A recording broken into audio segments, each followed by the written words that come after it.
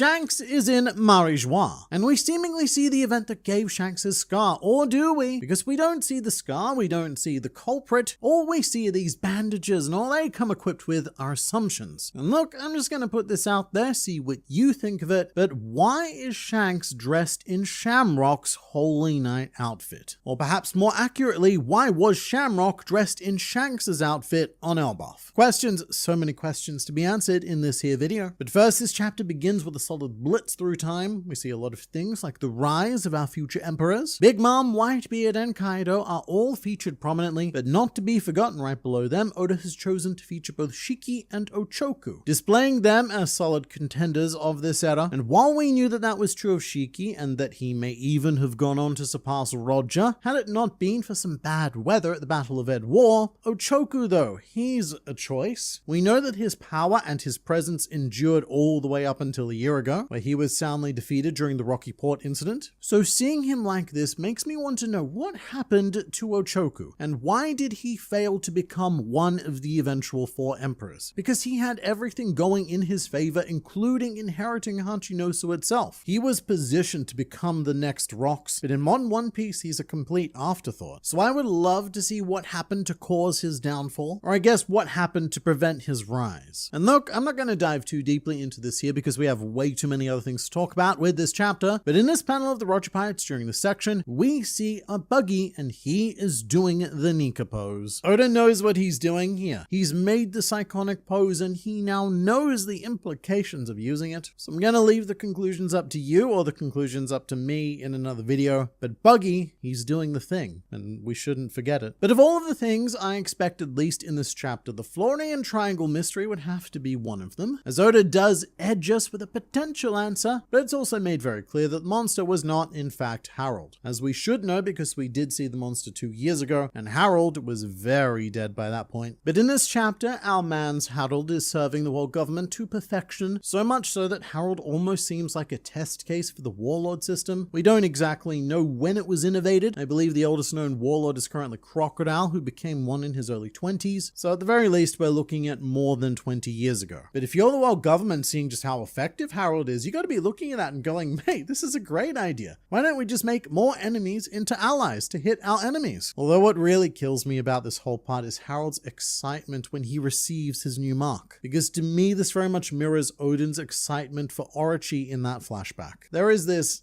moment in chapter 969 when Orochi is stepping on Odin's face and Odin was ecstatic about it because he thought that Orochi was about to honor his deal with the ships and the everything. That is what seeing Harold in this chapter feels like to me. The world government are using him, they're metaphorically stepping on his face, and he is happy to have it happen because it feels like he is building towards his dream. And I don't think that he's wrong to feel that way either, because things are going very, very well for Harold in this chapter. He is making far more progress towards his dream, and the world government, hey, they don't seem as bad as old mate Rocks made them out to be, but Harold has yet to face the inevitable altering of the deal. And this is the happiest that we've seen him in quite some time, specifically when he's being branded. He's all like, bro, check out my new tattoo. And this also does come with something of an explanation of the Mark of the Abyss, or actually the 3 stages of the Mark of the Abyss. So this is going to differ across translations, but the general gist of these 3 stages of the very aquatic themed Mark of the Abyss is that you get your shallow level, you get your deep sea level, and then you get your sea floor level. With each of these stages, no doubt unlocking new powers in direct correlation to your subservience to Emu, which is wonderful. Instead of climbing the corporate ladder, we're just sinking down to hell. And look, last month I was playing a lot of Dredge, which is this eldritch horror fishing game, very fun. And the 3 stages of the Mark of the Abyss are very similar to the increasing depth that you need to find different ways to fish in. You've got your shallow rods, you've got your oceanic equipment, and eventually you even find your way into abyssal and even hadal waters. And these actually correspond to real-world ocean classifications. For example, an abyssal depth is anywhere from 4,000 to 6,000 meters deep, and Adel is anything deeper than 6,000 meters. Basically, what I'm trying to say with all of this water talk is that it is getting real hard not to just assume that Emu is the sea god, or at least a dude who ate the sea god devil fruit like how Luffy ate a sun god fruit. Because these holy knights, they are making a pact with the sea itself and all of the terrifying powers it comes equipped with. And it's looking more and more like the One Piece world that we know is the aftermath of a Cthulhu-style event where an ancient power is awakened, the world is flooded and remade in his image. And to be fair, that is pretty much exactly what the second world of the Harley text says happened. And upon receiving this mark, Harold is also named a devoted Blade of God, which is the same rank that Gunko held during the God Valley incident, which he has long since been promoted from. But like we thought back then, this rank is something to distinguish rookie holy knights who are on the path to knighthood and perhaps even elder stardom. And I guess this would imply that each of the 5 elders also had to go through this system at some point. But all of this water business, it's not even my favorite water business in the chapter. No, my favorite scene in this entire chapter is easily Harold and King Neptune drinking together on Fishman Island. And it is such a crazy perspective, because the sheer size of Harold makes Neptune, a traditionally colossal man in his own right, feel a bit like a pet goldfish in comparison. And he's quite adorable, especially with this cheeky drunk face. Look what you're doing here, mate.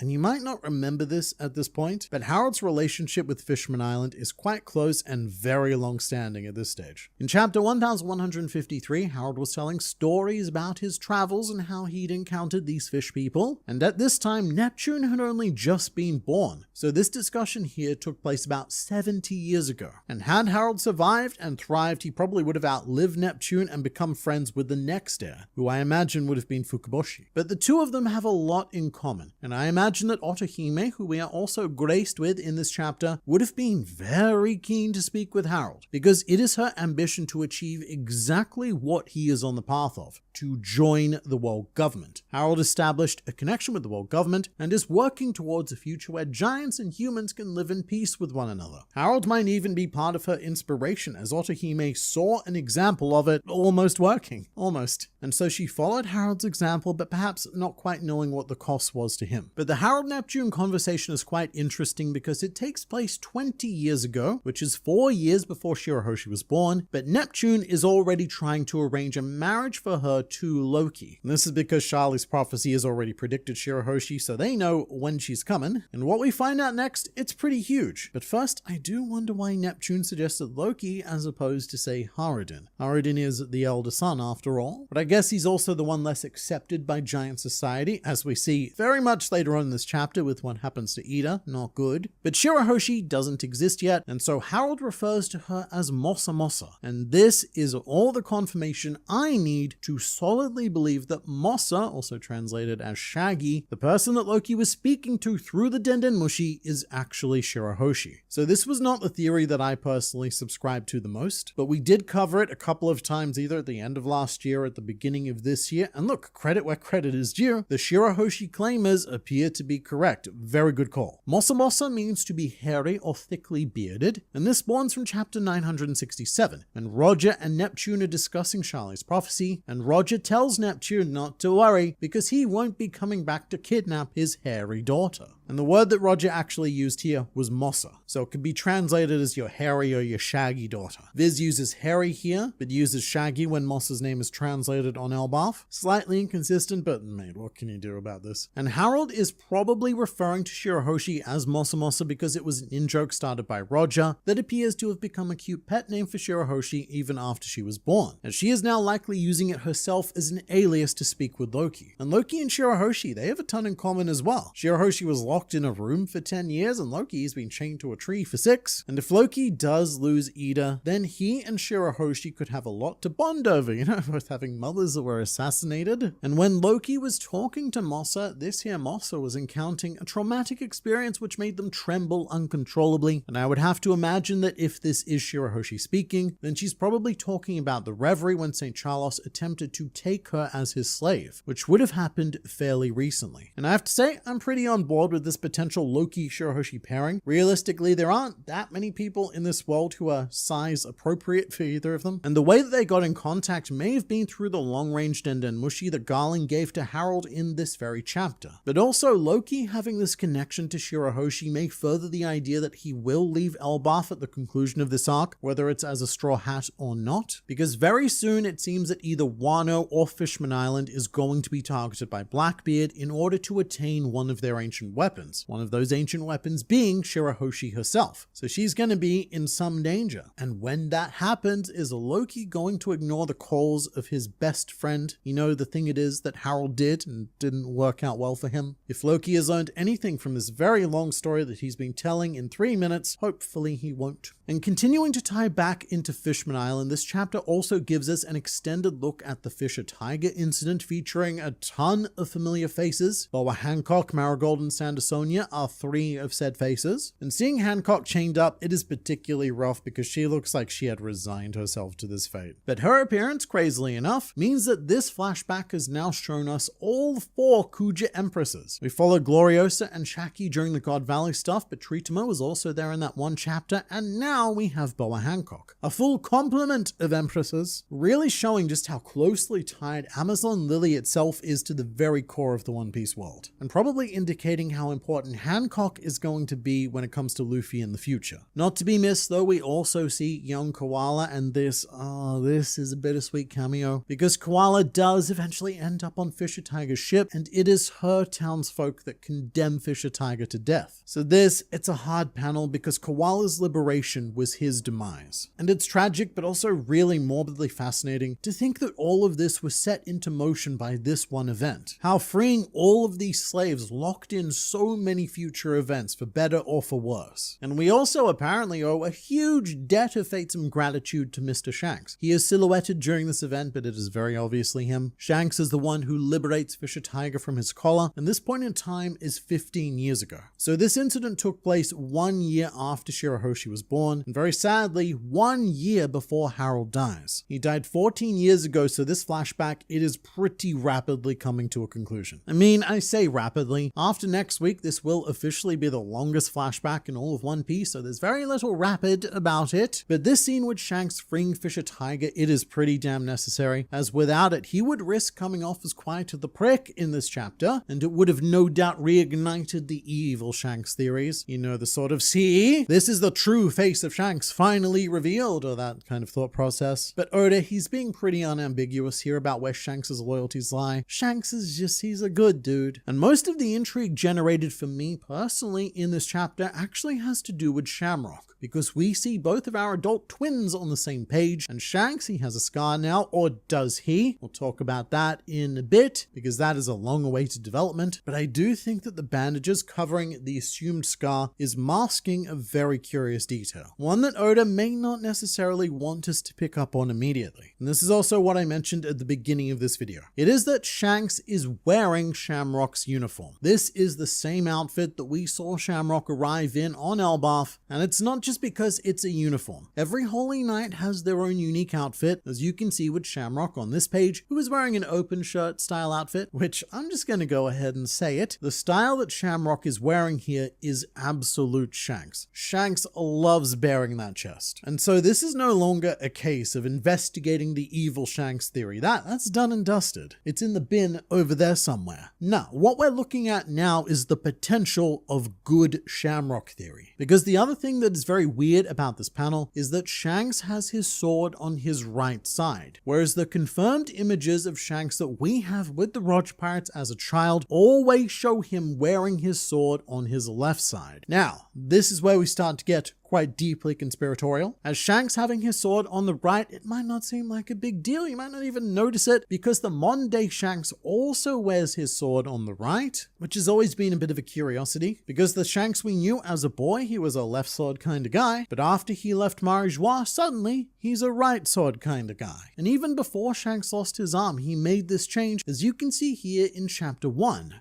So here's the stupid idea. We've got twins in this series. So what if these twins have been swapping around? As in, at some point, there was a discussion that Shanks got to live the first 24 years of his life on the surface, and now for the next 24 years, it is Shamrock's turn. And maybe, and I know that a lot of you are not going to like this, but maybe the man who Luffy met in chapter 1 is actually Shamrock. And I know this doesn't feel right. It feels very, I don't know if I'd like that. And there's probably a whole ton of evidence that contradicts it. I look forward to hearing about it in the comments. But Oda has put enough oddities in this chapter, enough Shanks and Shamrock elements mixing and matching that I think it is worth questioning. And I suppose the biggest issue is, how do the twins get around the idea of the facial scar and the arms? As we even apparently see Shanks receiving the scar in this chapter, or so you'd think. What we actually see is Shanks receiving an injury on that side of his face. I find it hard to believe that this is where he got the scar, because that would mean that Blackbeard would have had to have been present during Fisher Tiger's escape from Marijois, which shouldn't be possible. At this very moment, in fact, at mostly all moments, he should have been with the Whitebeard pirates the whole time. So there's a lot of things that are not adding up here. And until I see that scar, I'm not going to believe it. But also, just in the interest of transparency, I should also add that the sword thing could, at the very least, just be a bit of an error from Oda. I do think it's odd that Shanks very consistently has it on his left as a child and on his right as an adult. But to be fair, when Shamrock arrives on Elbaf, he's got the sword on his left side. And so if they were supposed to be twin swapping and this was Shanks according to this idea, then the sword should be on his right, but it's not. So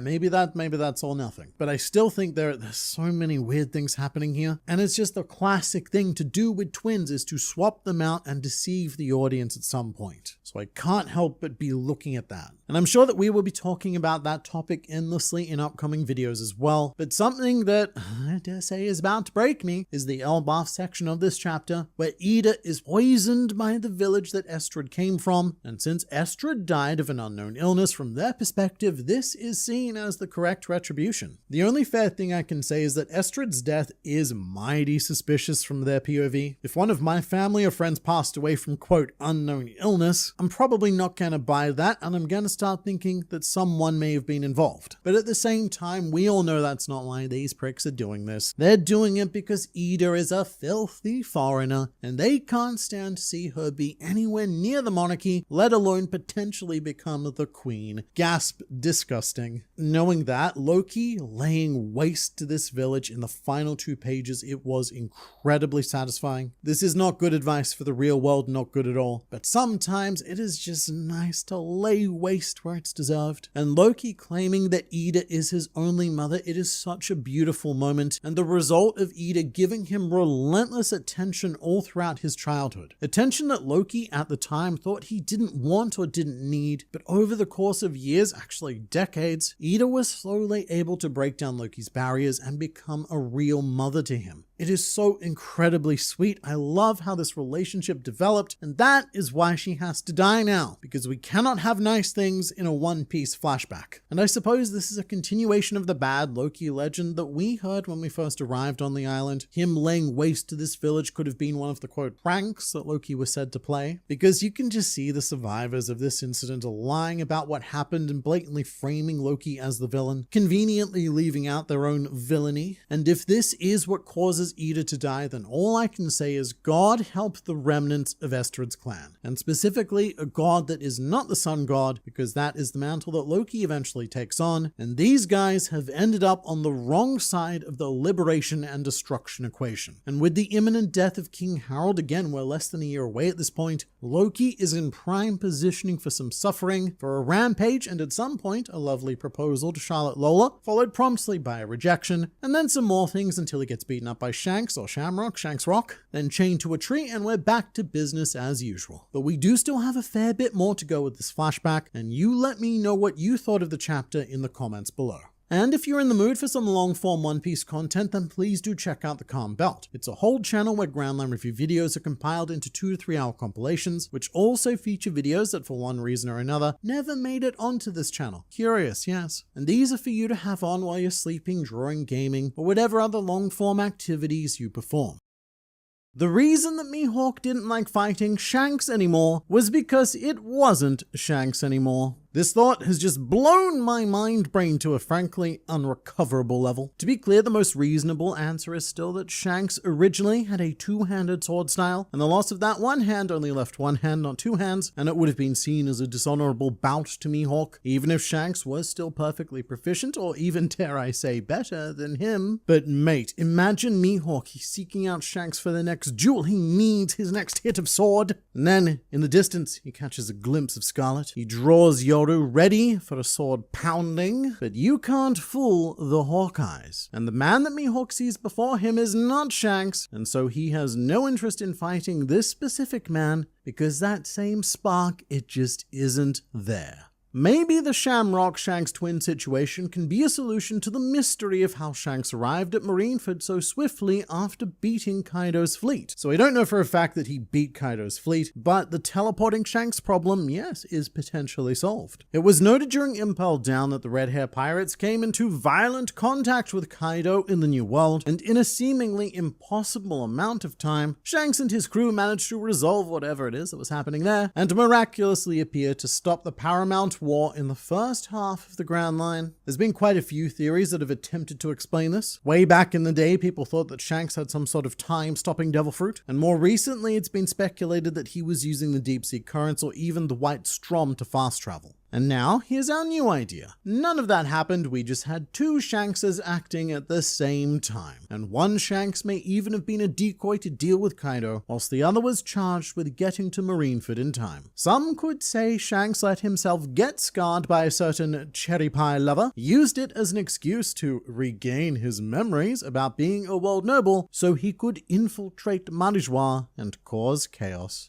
Okay. So you're suggesting that Shanks was using the Sabo defense. The one where it's all like, "Aw, mates, I had me some nasty amnesias from that time that a bad thing happened to me, but look, a second bad thing happened to me, and as a result, I got my memories back. Turns out two wrongs do make a right. And now I, Shanks, have realized that I'm surrounded by all of these filthy, filthy humans. Help me." I could see Shanks maybe using the injury as an excuse, but I still don't think that it means he took the injury on purpose. Shanks is very clear to Whitebeard that the scar wasn't because he was acting carelessly, and he was using it to demonstrate the power of Blackbeard, the threat that has gone unnoticed for so long due to hiding in the shadow of Whitebeard. In defense of this idea, if he got the scar on purpose, then he wouldn't have been acting carelessly, but I do think it kind of goes against the spirit of what Shanks was saying. There is still so much left to uncover here though. Like the very fact that how did Shanks discover that Teach was even a threat? They did meet as children, which is when Shanks and Buggy speculated about the rumor that he never sleeps, but there is way more to it than that, and furthermore, how did this clash between the two of them even happen? The young red hair pirates would have had to come across the Whitebeard pirates because Teach was locked in with them for 2 decades. Probably not the whole time though, maybe Teach had some leave here and there, which he used to go off and form a crew at about the same time that Shanks was off forming his crew, planting seeds and making sure that they were waiting for the right time to act. My main issue with the swapping twin theory is that Shanks was too familiar with Buggy at Marineford. That had to be the Shanks Buggy grew up with. So there's a lot of issues with the twin swap idea, so many issues, but I'm not sure if this is one of them. Admittedly, this may just be because my mind is poisoned by twins in media, but if I think about stuff like The Prestige, or I recently played Her Story with my wife a few months ago, whenever we have these plots of twins sharing lives, they go to some pretty massive extremes to make sure that they come across as the exact same person, including studying all of their important relationships so that they can seamlessly swap. And so if they were going to pull something like this off, then Shanks, he can't just forget to tell Shamrock about his relationship with Buggy. They were best friends. And Shanks right now, he's showing us his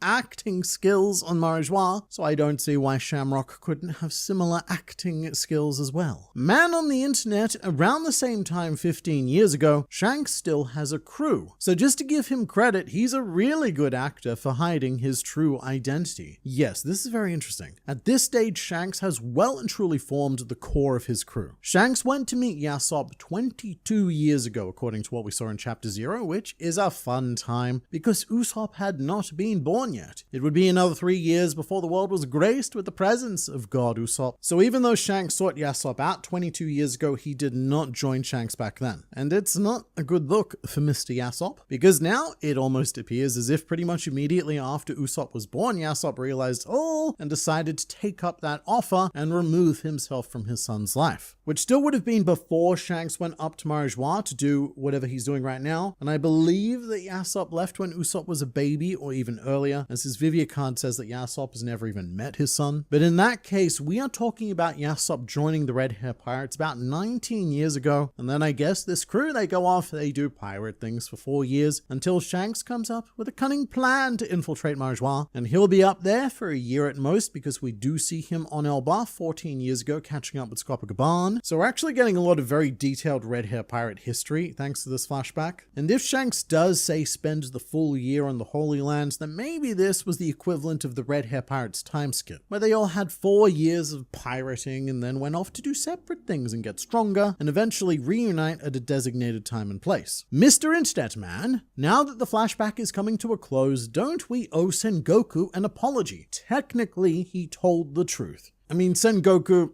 he still very heavily twisted that truth. I will give him credit, though. He likely misexplained the God Valley incident to stop any curious minds from pursuing it further, because in this flashback, he did mention that the Marines who have looked into issues like this in the past have a habit of disappearing. So I think that Sengoku was trying to frame the event as an undesirable issue to push further in order to protect those around him. I'd imagine Ochoku didn't rise because he got comfortable. He had everything he needed. Tons of treasure, his own island, and his name was feared across the world. I could imagine Ochoku just spent his days chilling on the beehive without really pushing for more. I don't know, in this chapter it did say that the 5 of them, they were constantly fighting over territory. Ochoku, Shiki, Big Mom, Kaido, Whitebeard. So this could be correct, but it could also be that Ochoku was trying to constantly defend Hachinosu rather than trying to expand his own power, because it's a very desirable location to have. But something that I did not note in the review video is that our depiction of Ochoku in this chapter now has a massive scar across his face. So I'm thinking that the dude probably did get quite ambitious and he ended up in that same discount bin as Crocodile and Gecko Moria. Somewhere down the line, he challenged someone that he was not ready to take. A Whitebeard, a Shiki, a Big Mom, anyone with a cut knife. Maybe even Silver's Ray Lee. Maybe Ray Lee got revenge for Shaki. Split his face open. Traitor. Whoever it was, Ochoku, he got beaten and sliced and promptly gave up on his ambition. The crocodile story, if you will. And instead, Ochoku settled for a lesser ambition. Honestly, what was most interesting to me is the fact that there is a 13-person limit to Imu's mark, because with Saturn dying, it leaves the door open to a character siding with the world government and becoming a blade of God. Well, it is funny that you mention that, not in a ha-ha way, but funny because that is exactly what we did see happen earlier. Shamrock and Gunko were originally on Elbaf trying to recruit Loki into the Holy Knights, and with this limitation revealed, that is almost certainly now because Saturn was kicked out and Garling was promoted, but Garling was already one of the chosen 13. So that does solve the question of why did they wait till now to make this offer to Loki? They've known that they've needed giants for a long time. But yes, we do currently, or I assume we currently have an open slot for Imu's disciples, or should I even say apostles? I'm not amazing with Christian theology, but the numbers 12 and 13, they're pretty important, right? There were 12 original apostles and Judas did Judas things and his spot was replaced, right? Making 13 in total. I think it's a bit more disputed and more complicated than that, but elsewhere, having looked into it, the number 13 is also quite prominent in Norse mythology, with a myth about 12 gods having a dinner party and Loki showing up as an uninvited 13th guest to slay Balder. And that is one of the many global contributing factors that has led to the number 13 being recognized as an unlucky number. So it's a fun, albeit probably coincidental connection that we have a Loki popping up with this number. And in the context of One Piece, Loki is being invited as the 13th guest this time, but refusing. Again, I have to imagine that's a coincidence though. I mean, maybe not. But the number 13, it has so much significance all throughout the world. Like the Knights of the Templar allegedly being arrested on Friday the 13th and all that. Although the other thing to keep in mind is that Shanks severed his Mark of the Abyss at the beginning of the series, which may also have freed up a spot for some someone else. Although since that was 12 years ago, I have to assume that they filled that position by now. Maybe that's where St. Killingham got his big break from, because he does seem like the most youthful Holy Knight we currently know of. The number 13 is slightly puzzling though, if we are including the Elder Stars in this maths. We've not seen a full complement of Holy Knights to date, but when Dragon was visualizing the group, there were 9 of them in total. And 9 Knights plus 5 Elders makes 14, which is notably not the same number as 13. It's one more.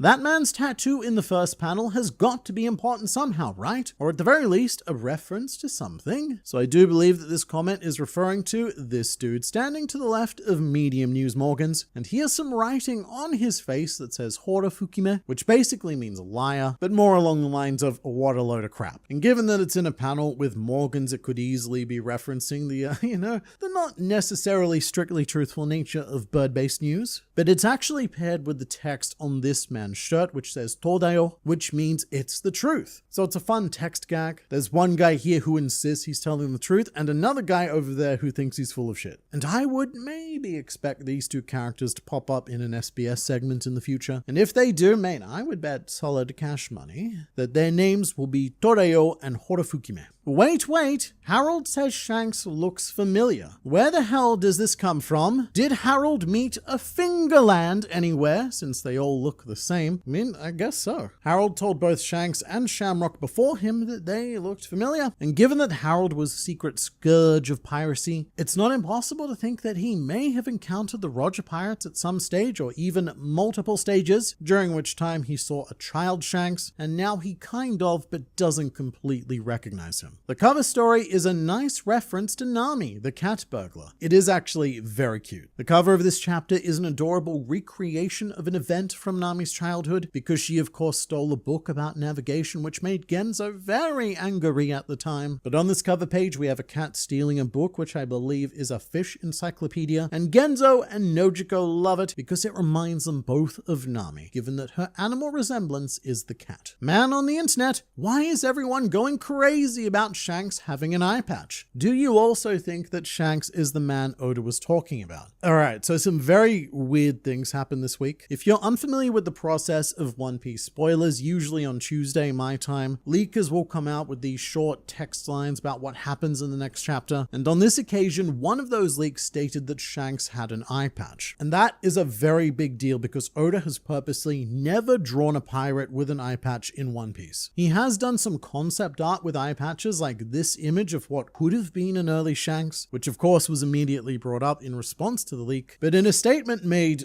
good lord, 18 years ago now, this statement is now old enough to vote and smoke and drink, at least in Australia. But in this statement, Oda revealed why there were no eye patches in One Piece. And it's because he is saving the eye patch for a character who will appear in the final scenes of One Piece, with speculation for the last 2 decades mostly being in agreement that this will be Luffy, and that One Piece will be the story of how Luffy became known as the most iconic pirate, and so Oda is reserving the most iconic pirate accessory for him to popularize. So you can imagine that when someone uses the word eye patch, it raises eyebrows to say the least. What the leaker should have said was that Shanks has bandages over his eyes. But this is just your classic leaker problem. The leakers do not speak perfect English, and oftentimes the words they choose or how they frame certain actions end up being heavily misleading. So if you're one of the roughly 40% of viewers on this channel who engage in spoiler culture, just keep that in mind whenever you see anything like that. And also, another very strange thing happened this week. Spoiler culture, it is evolving at a rapid pace. And what we now have are people trying to make misleading AI spoiler pages. And most of these are pretty obvious fakes, like this very romantic one of Luffy and Boa Hancock, or this Gear 5th doming reverse-eed Luffy. And here's one of Dragon allegedly finding and eating his devil fruit. But this week, we also had a fake leak of Shanks and Shamrock walking together, and it looks bizarrely similar to the page that we get in the actual chapter. And it makes me wonder if one of the leakers fed the actual page into a generator and posted the fake version of it. Curious, very curious. Mr. Internet Man, please help me understand something. How come we didn't get any other Gunko lore in this flashback?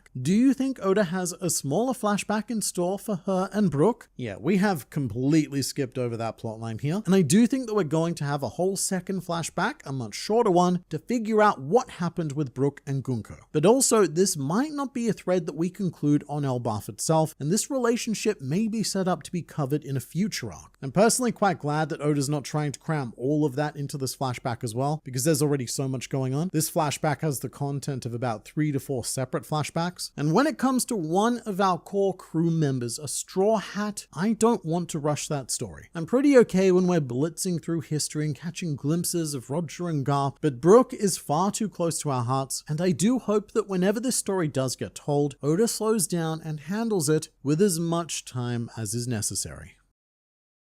The end of the Elbaf flashback is here. King Harold has condemned himself, Edah has departed from this world, and now it falls to Loki to murder his father for the sake of his mother's legacy. But before we get into anything truly horrorsome, the opening 2 pages of this chapter, they're actually quite lovely. And I think that despite what they lead into, they show us a good glimpse of the future. We have a bunch of wonderful reactions from humans, assumedly of world government nations, who do actually feel much more safe with the stories of the giants who joined the Marines protecting them, which we saw in one panel of the last chapter. This right here, this is the birth of the giant squad. And the humans, they're likely not talking about Harold himself, because remember, he is masquerading as a lurking monster in the mist. No one really knows what he's doing, not the humans, not the citizens of Elbaf, no one. But I suppose this is one of those necessary reminders that most people in the One Piece world do actually believe in the world government, at least at this point in time. And they are nowhere near close to seeing the extent of evil that is in command of it. And so Harold is actually making much more rapid progress towards his goals than he was previously. However, there's a pretty big however here, because these happy pages come with the context of Harold quite literally having made a deal with the devil. And it's that classic fable of everything looking amazing at first, good decision making, and then all too soon, the devil comes to collect his part of the deal. Which is not good, but what this does show is proof of concept. That giants can win the hearts and minds of humans. And I especially like the panels in this chapter that focus on trade. Particularly this one here, because that's a very familiar face. This man is Deep Sea Currents Umit, one of the underworld emperors, who is transporting precious woods from Elbaf. And this is actually the second flashback in a row that Umit has been present in, because it was his enterprise that transported all of Vegapunk's lab materials to Egghead Island in the Kuma flashback. And he's also currently the one who Lafitte of the Blackbeard Pirates is targeting in the modern day. So he's one of these weirdly integral One Piece characters who we just never focus on. And it isn't explicitly stated, but I'm pretty sure that the logs Umit is transporting are Adamwood, which would be one of, if not the only batch that has ever made its way into the outside world. Because this period of friendly relations with Elbaf lasts for less than a year, and then Elbaf closes off again. And I guess what I'm trying to say here is that there is a non-0% chance that the wood we see in this chapter is what goes onto the black market and is eventually sourced by Frankie to construct the Thousand Sunny. So we could be seeing an unexpected Thousand Sunny cameo in this chapter. But look, Harold, I think he has the exact right idea here. I've criticized his decision making recently, but I do love the idea of building these fun crews or tour ships for humans to come and visit Elbaf. And I would definitely expect to see that happen in the future, maybe during an Elbaf cover story once the Straw Hats have left. But in terms of civilization, Elbaf is on the verge of a full-blown culture victory. And I think that's what makes Edah's death in this chapter a little easier to bear than most flashback deaths. Usually we've got our characters passing away in situations that look completely unsalvageable, rather grim, or with only the tiniest glimmer of hope, like say Rocinante giving a nice big smile, knowing that at the very least Trafalgar Law was going to live. And Edah is an interesting case because she's actually already passed away by the time that this chapter starts, and we go into a flashback within a flashback. I still think it's incredibly heartbreaking though, especially because Oda, he goes and uses the trope of speaking with the dying person about future travel plans. I can't think of any examples off the top of my head, but I just know that I've seen this countless times in other media, and it always hits me right in the feels. But actually, for some One Piece related examples, it hits me right in the bonnies, because it reminds me of Kuma's promise to travel the world with his daughter, and this lingering adventurous spirit is quite common throughout the series, like Roger's desire to have lived in Joy Boy's time and explore the world that he got to traverse. It's a very hopeful way to go. Even on your deathbed, continuing to look into the future rather than linger on any regrets and such. And look, from Edah's perspective, her own personal dawn of the world has already happened. She's lived long enough to see this complete transformation on Elbaf, and sure, bad things do happen from here, some real bad things. But we know from having visited Elbaf in the modern day that Edah's influence is still very much alive and well. Even after the death of Harold, Elbaf didn't fall into a state of despair and revert back to its war-focused traditions and all that. Not at all. Elbaf, it endured, it carried on the will of Harold and the will of Edah, because it is almost entirely thanks to Edah. Now, having said that, Edah does have some very important last words, and I really like what she said about admiring the spirit of Elbaf, the warrior's pride, because Edah stresses that not everything should be thrown out of the window. And this is one of the key themes that we've been dealing with all throughout this arc, because peace and progress, yes, it is lovely, but if you completely abandon the way of the warrior, then you're not going to be able to defend your peace and your progress. And that's where a character like Colin comes in. To me, Colin is the encapsulated future of Elbaf. He's very much shunned among his age group because he does want to embody this warrior's pride. And I would say that that's not incompatible with peace, it just depends who or what you're fighting for, which is why I suspect that long after One Piece is over, Colin is going to be the one to inherit his generation of the giant warrior pirates, or whatever they are at that point. There's more talk about tradition as well, particularly about the fact that the old ways of Elbaf is what prevented Edah and Harold from getting married. But Edah, she's so good. She gives a perfect answer to this by transitioning into talking about Loki. Because as much as Edah would have loved to have been Harold's queen and lived happily ever after, if that had come to pass, then Loki would not exist. And that is a big problem because Edah considers Loki to be her son. Edah never needed the official titles or the official marriage certificate or anything because she knew that the feelings were there. And I don't know if this is a controversial opinion, but I feel much worse for Loki than I think anyone else in this chapter. This little man, or I guess big man now, never actually little man, he was always quite big, he spent his whole life trying to deny a need for love and acceptance, and the moment that he does finally fully embrace Edah as his mother, she goes and dies, and he's not even able to be there in her final moments. He's sitting in a very big jail for destroying Brewer's village, and we also have a close-up of him tipping his helmet down, and this is being compared to that moment during Wano where Joseph from CP0 tips his hat to the memory of Guernica, who he thought had just sacrificed himself to interrupt the fight between Luffy and Kaido. And what Loki's doing, I guess it could be something like that, but my reading of it was that he was pulling his helmet down to cover his eyes, which is more symbolic than anything because his eyes are already covered by bandages. But it feels like Loki disconnecting again, putting that mask back on, and he's probably ready to embrace being the villain of Elbaf again, and to go full force into that Rocksteady Zebek philosophy. Because while we do see Edah and Harold's work being massively successful, at least until what's about to happen, Loki's point of view is very different. And whilst Elbaf is thriving better than ever, he has never been worse off. And what I'm really looking for is for someone to,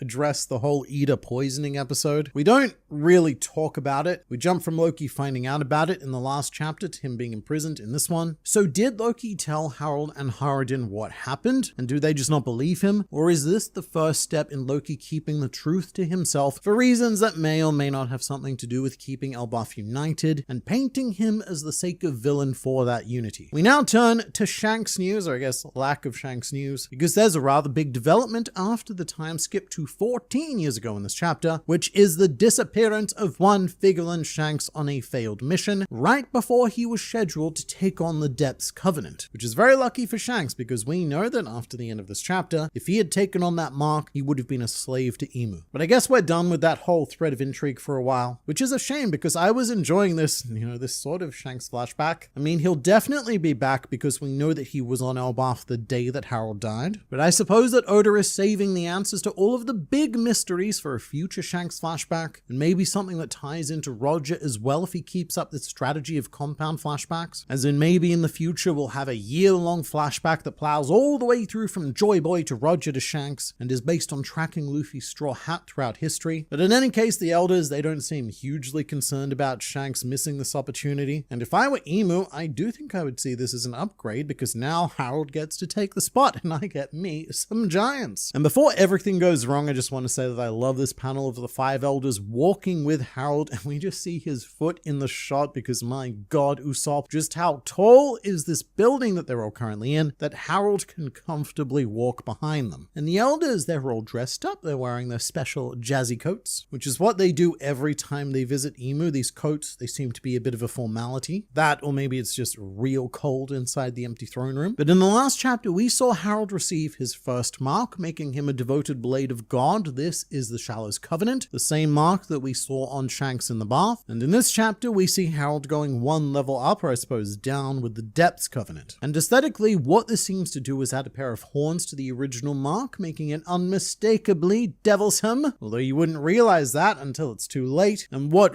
really hurts about this scene is hearing Harold's original plan, that he was going to abdicate the throne and hand it over to someone with more purity to properly lead the next era of peace, which is traditionally a narrative thread of villains, you know, the ones who seek to create a pure world that they themselves know they won't be able to live in, largely due to all of the atrocities they've committed to forge it. And personally, I think that's the kind of thread that Sakazuki is hanging on to. He's the kind of man determined to commit all of the sins to make sure that no one else will ever have to after he's successful. So Harold, he's well and truly aware of what he's done, and it gets to me because it reminds me of Edah's words to him much earlier on in the flashback. Edah said, "You have to see things from their eye level, Harold. Nothing in this world is meant to be destroyed," which she said as Harold was doing the Nika dance in the background. Harold hasn't done the Nika dance lately, not since he was a much younger man, and that's because he started doing exactly not what Edah said to do. Particularly with joining forces with the world government, he became an agent of obscure destruction, and he stopped looking at humanity through the eye level of humanity. Previously, Harold would meet and speak with humans directly, but his post-rock strategy has taken him all the way up to Marijois, where he is now looking down upon humanity from a greater height than ever, which isn't to say that he's adopted the attitudes of the world nobles. He's still a pretty decent guy, but he's been trying to see things from the eye level of the world nobles rather than humanity, which is what Edah suggested. And those levels are the difference between food from around the world suddenly appearing to combat the famine on Elbaf and being forced to raise an army of slave giants to go to war. And I'm not saying that there was ever going to be a happy ending with this story. Harold, just as with Rox and Roger, he was just not born at the right time to see the change he desired in the world. It just hurts because Harold managed to accomplish so much more in the long run by believing in Edah's words, and he almost threw it all away by changing his strategy and pursuing the seductive path of increasingly demonic tattoos. And just on that, we have seen Harold's new mark before, we just didn't necessarily know what it meant at the time. In chapter 1140, when we met St. Gilliam for the first time, he is wearing an armband depicting the Depths Covenant. And this is a cute little detail that I didn't notice at the time, but Killingham's tattoo is also on the Denden Mushi that Summers is using to speak with him later on in chapter 1147. I'm sure that Killingham, he has the actual tattoo as well, and wearing the armband, it's more like displaying a military rank so that the Holy Knights don't have to be nude at all times. But they still do need to be nude at some times though, because recall St. Summers. He was summoned to Elbaf in a state of undress, and he was showing a very detailed tattoo that many of us, myself included, that's why I said us, assumed was the mark of the abyss at the time. And now there's quite a bit of talk about this tattoo being the final abyssal covenant. I'm not sure if that's the case though, because it is directly contradicted by the armband that St. Summers wears, which at first looked like a shallow mark, and that would be rather embarrassing for Mr. St. Summers, but later on we do get what I'm gonna call a better look at it, and the mark does look quite different to the Depths Covenant, almost like a variant of the V for Vendetta symbol. You know, V upside down, that's an A, sort of. So this could be an abyssal mark. However, I don't know, I think this could also be a piece of scuffed art from Oda or one of his assistants. Generally, when you've got to zoom in that tightly, one piece just devolves into unintelligible squiggles, and I can't find a clearer shot of it. Rather frustratingly, we do have this panel where the armband would have been very extremely clear in the foreground, but it has been strategically covered up by a sound effect bubble of Summers regenerating. I would be very surprised if Summers had made an abyssal covenant though. He just doesn't seem, what's the word, competent in any way. He's from the same family as Saint Shepherd Jupiter, one of the elder stars, who surely has to have an abyssal covenant, and Summers really does strike me as the less successful Uncle Shepherd in this equation. Meanwhile, we have yet to see any mark on Gunko at all, but her left arm, it does have bandages on it that might be obscuring the mark. Her legs also have bandages as well, so who knows what's happening under there. But Harold, by the end of this chapter, has completed what he pledged to do and became a slave of Emu. As we now know that the Depths Covenant is a step that grants those funky regeneration abilities, but it also means that you cannot disobey a direct order from Emu himself, putting Harold in a state of, I guess, stealth, Domi Reversi. He's got all of the powers, none of the freedom, just he doesn't look like a demon. And so, just as with best mate Rox, Harold is now gonna need to be put down. And it's a pretty strong mirror that we're looking into here as well, as instead of Roger and Garp, Harold is trusting Loki and Jarl to get the job done in a good old 2v1. And the really depressing part about this whole situation is that it doesn't seem to have mattered which choice was made. Whether you directly rebel against the world government like Rox, or you cozy up to it like Harold, they've both ended up in more or less the exact same state. And mate, this is going to be quite the blood-soaked ending as well. You may have forgotten this by now because it happened a long time ago, but we have seen the remains of this battlefield. And when I say remains, I mean remains. Lots of bodies and corpses, as well as the weapons and the damage inflicted by the slaughter of these poor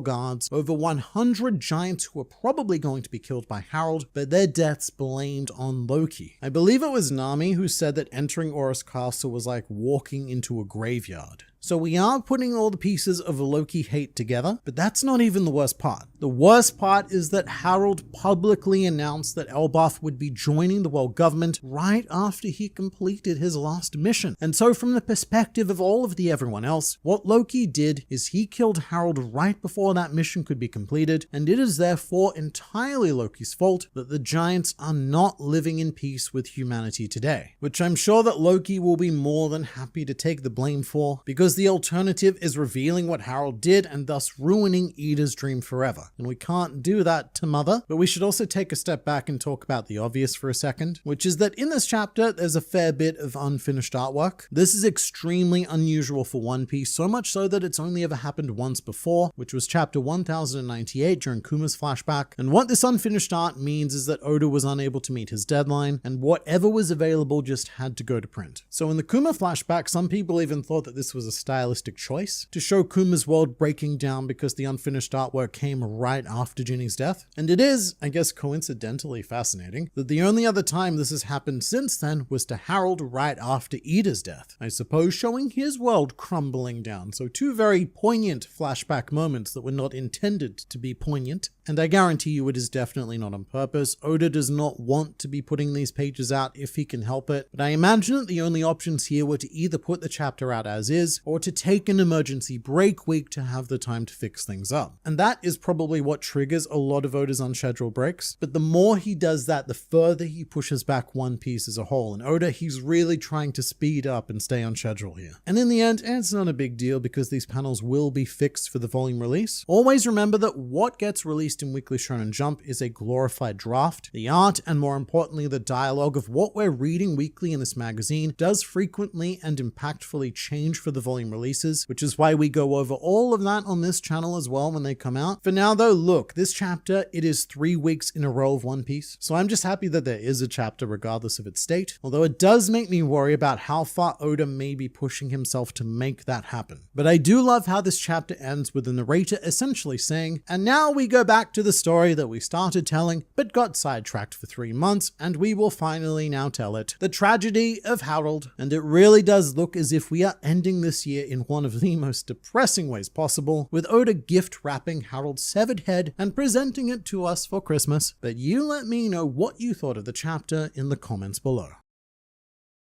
Loki has officially passed the tragic backstory condition. Now he can become a Straw Hat. So I think Straw Hat candidacy, that's still very much up in the air. It is possible, just because Luffy has asked him to join the crew. With Loki's backstory though, he had long since cleared any tragic requirements to join the crew almost from the very moment that he was born. After seeing Loki as a baby being tossed off by his mother and climbing back up from the underworld, that is more than enough to sell me on tragedy. And everything that happens from here on out, that's just a bonus, or whatever the negative form of bonus is. But should Loki not join, I can also see Loki going off on his own and having a bit of a cover story, adventuring the world, following in the footsteps of the Herald. If that is indeed his chosen path, it could also still be Rox, or a mixture of the two. However, that could end up being quite similar to the Yamato storyline, wandering around and following in the path of Odin and such. And also Loki, he's kind of already done that. We have yet to see it in his history, but he did leave Elbaf to go terrorizing the world for a bit. But look, until Mossa is proven not to be Shirahoshi, and you know what? Even if Mossa isn't Shirahoshi, I think Loki has very next natural destination. We gotta go and help Mossa. Loki not being able to say any goodbyes or thank yous to Edah just hit so hard. I hope in some chapter when all the bad stuff is over, we see him visiting her grave and being able to say all the things he bottled up throughout all his life. Yeah, it is quite sad. We don't actually know if Loki ever got to visit Edah's grave. Loki only just got out of jail and he's about to head right into the Herald incident, after which point he's going to have every warrior of Elbaf hunting him, which may be what causes him to flee and go out on his journey to cause assorted chaoses around the world. Because remember, Shanks only beat Loki 6 years ago. That's when he got chained to Yggdrasil. So even though Shanks is present on Elbaf right here, right now on this day, that doesn't mean that Shanks is going to fight Loki here and now, because this is still 14 years ago.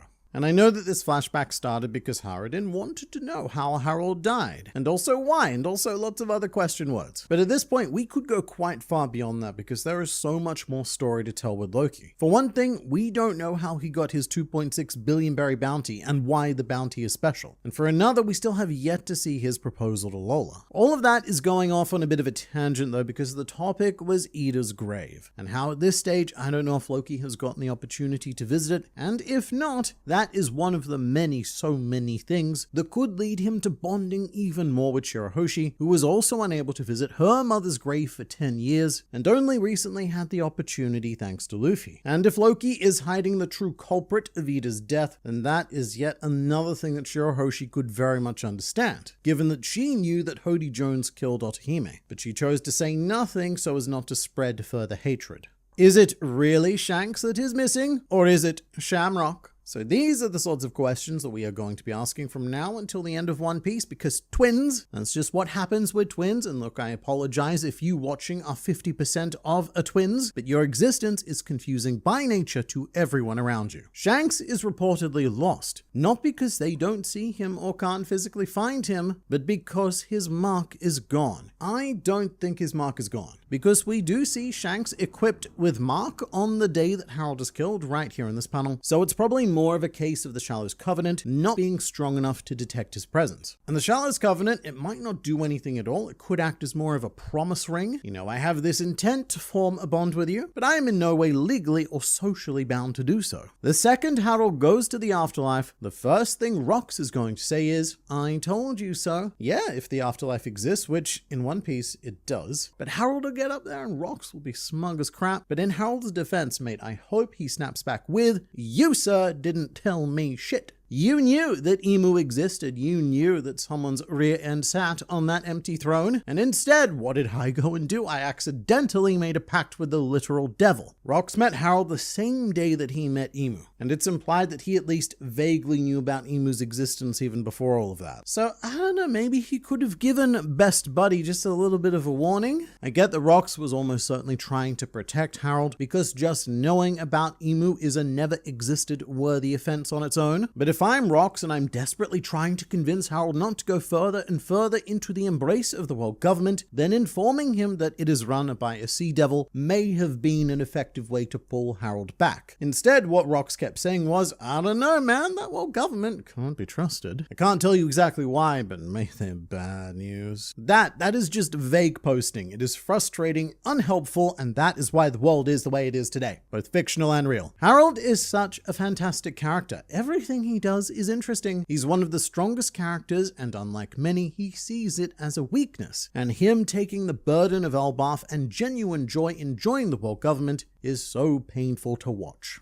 Yeah, so I really like what you just said about the whole weakness business, because this is why I suspect that Harold isn't resonating with some, like a little minority of hardcore shonen readers, because they're looking for Harold to use that strength in epic fight battles, but Harold sees his own strength as a weakness. In fictional reality, this dude is at least equal to Rox. Harold could come close to ruling the world by force if he so chose to, or at least as close as Rox did. He could have been a generational menace. However, that's the thing. Harold's power, it was so great that every use of it terrified everyone around him, much like the reputation of Rox and the Rox pirates. And so it stopped Harold from being able to form many meaningful relationships. That's also likely why Harold worked for the world government as an obscured monster. He did not want people to hear about what he was doing, because then if he ever sets very big foot on a human island, then the people will only know about the terror he's caused that gets reported in bird news. And that's why I'm very captivated by Harold. He's one of the single strongest characters to have ever existed in this world, and that power, all of that power, it cannot solve any of his problems. It can only make them worse, which is why Edah is so important. She was a giant, but Edah didn't have that kind of physical power, which meant that, unlike most giants, Edah was never even tempted to fall back on it to solve her problems. Edah needed to come up with more unique methods that ended up being infinitely more successful than just punching your way through all of the obstacles. Harold saw what Edah could do, and he was in awe of her. That is the ability that he wanted more than anything. Harold ripped off his own horns just to get some much worse ones in the form of Emu's tattoo. Yeah, that is so perfectly said. In an effort to achieve the sense of purity and to absolve the sins, Harold, he parted with his head horns, and he put in all of that time and work with the world government only for those horns to return to him, but this time in the form of the mark of the abyss. And not only that, but the evil that he thought his race had been responsible for has now turned out to be utterly insignificant in comparison to the evil that he sold his life to. So it's a very good pickup with the horns. I really like that symbol coming back up again. Interesting how much the Covenant tattoo looks like a Jolly Roger. The X even looks like a crossbones. Hard to believe that it's purely a coincidence. The mark does have a rather bonesome quality to it, which makes sense given the demonic nature of what this is. Horns and bones, very demony. And I suppose it depends solely on what angle it is you're viewing it from. On a slight diagonal, you do create an X with these very bone-looking markings, very crossbonular. But if you view it straight on, then it definitely resembles the world government logo quite a bit. And I suppose that's very symbolic in its own way. The idea that piracy destabilizes the world with their Jolly Roger symbols tilting the balance of power over. Note to self. If anyone ever tells you a position just opened up in Being Immortal, be sure to inquire on what happened to the previous holder of the position. I love this comment, but it does come with a few things to straighten out. The first thing is that Immortal is, I'm not sure if that's the best translation for this, because it does have a tendency to imply that you don't age, which those with the Depth Covenant do. This is more referring to the regeneration abilities. And I believe it likely has to be an Abyssal Covenant to achieve that eternal youth that the Five Elders have. Secondly, I had lots of people in the comments last week telling me that there could be more than 13 people with a Depths Covenant and above, but I'm pretty sure that's not the case. In the official translation, it states that the Depths and Abyssal Covenants are reserved for only 13 exclusive individuals. So they've used about as many exclusory words as possible to define the number 13 there. So when being offered this immortality, yes, there are many questions, but the previous occupant of the position could have feasibly lived to death, a holy knight that just got too old and just effed off, or a holy knight who made a mistake big enough for Emu to revoke the right of life. Reading Harold and Edah's final conversation immediately made me think that this is about Oda's relationship with his wife, as he did also promise to travel the world with her, but likely feels like he's neglected her to follow his dream. So I don't know about reading that far into it, but some of this is quite true. I usually mention this as a joke, but after this chapter, it hits fairly hard. In 2004, Mr. Eiichiro Oda married Chiaki Inaba, and he told her that One Piece would be done in about 10 years, and that after it was completed, they would take a long trip around the entire world. So that done date was supposed to be 2014, which is, not now. That was going on 12 years ago now, and at the time we were still in Dressrosa. And mate, we hadn't even begun to think about starting Wano, the longest of all of the arcs in One Piece history. But don't feel too bad, because allegedly Oda and his family do go overseas at least once a year. So the grand journey hasn't happened yet, but it's not like they've been doing nothing ever since 2004. It does very much recontextualize this chapter though, because Oda is probably injecting a lot of his own personal experience to create this wonderful relationship between Harold and Edah, wonderful and tragic. And the traveling around the world bit, that's a pretty big and personal one. Doesn't Imu taking over Harold near the end of the chapter seem eerily similar to Doflamingo when he controlled King Riku? So Doflamingo has been coming up a lot in these videos lately, despite not having any actual role or even appearance in the series at the moment, but it is for very good reason. As the more we explore Imu, the more it is clear that Doflamingo was trying to emulate Imu just via more rudimentary methods. He was looking to be imbued with the perennial youth of the Ope Ope no Mi, and eventually claim the empty throne for himself. And in this chapter, the panel of Imu's eyes above Harold is absolutely horrifying, and it does take me back to the Dressrosa panel of King Riku being puppeteered with Doflamingo's eyes high above him in the background, being portrayed as this god and or devil-like entity. And I suppose the really cool thing about this tragedy is that we get to show how it worked both ways. With Doflamingo, he successfully controlled King Riku and turned him into a villain of Dressrosa, but Harold's legacy was able to be preserved, assumedly through the actions of Loki and Jarl. Don't know, we'll find out. And I'm not entirely sure what Imu thought was going to happen here, because he can't just force Harold into building an army like Doflamingo forced Riku to kill his citizens, because it would have turned the giants of Elbaf against Harold. And maybe this is the disadvantage of Shanks piecing out and having to upgrade second choice Harold instead. Perhaps what Imu and the elders really needed was more time to corrupt Harold mentally, to stall or incept the idea of raising an army of giants, just in case. So that when he did receive his Depths Covenant, assumedly years, maybe even decades down the line, Harold may have been a bit more cooperative. However, the Riku similarities continue to be very strong, because Riku was the kind of king that Edah convinced Harold to become. He was a man who tried to see things from the eye level of the Tontara tribe, and he wanted both humans and the Tontara to work together for their mutual prosperity. Man, the art in this chapter was so unfinished that I'm sure most didn't even notice Ripley and Colin made an appearance. They sure did. Here they both are in this panel, which is Harold walking out after Edah's death. And seeing Colin here, it is a little bit trippy because this is 15 years ago. But remember that despite looking like a child, Colin is 20 years old in the modern day. I'm honestly curious how Loki killed Harold. Imu made him stronger, so is he around the level of Domi Reversi rocks or massively weaker? So yeah, what's happened to Harold, it does seem similar to Domi Reversi, extremely similar. From Harold's comments, he is,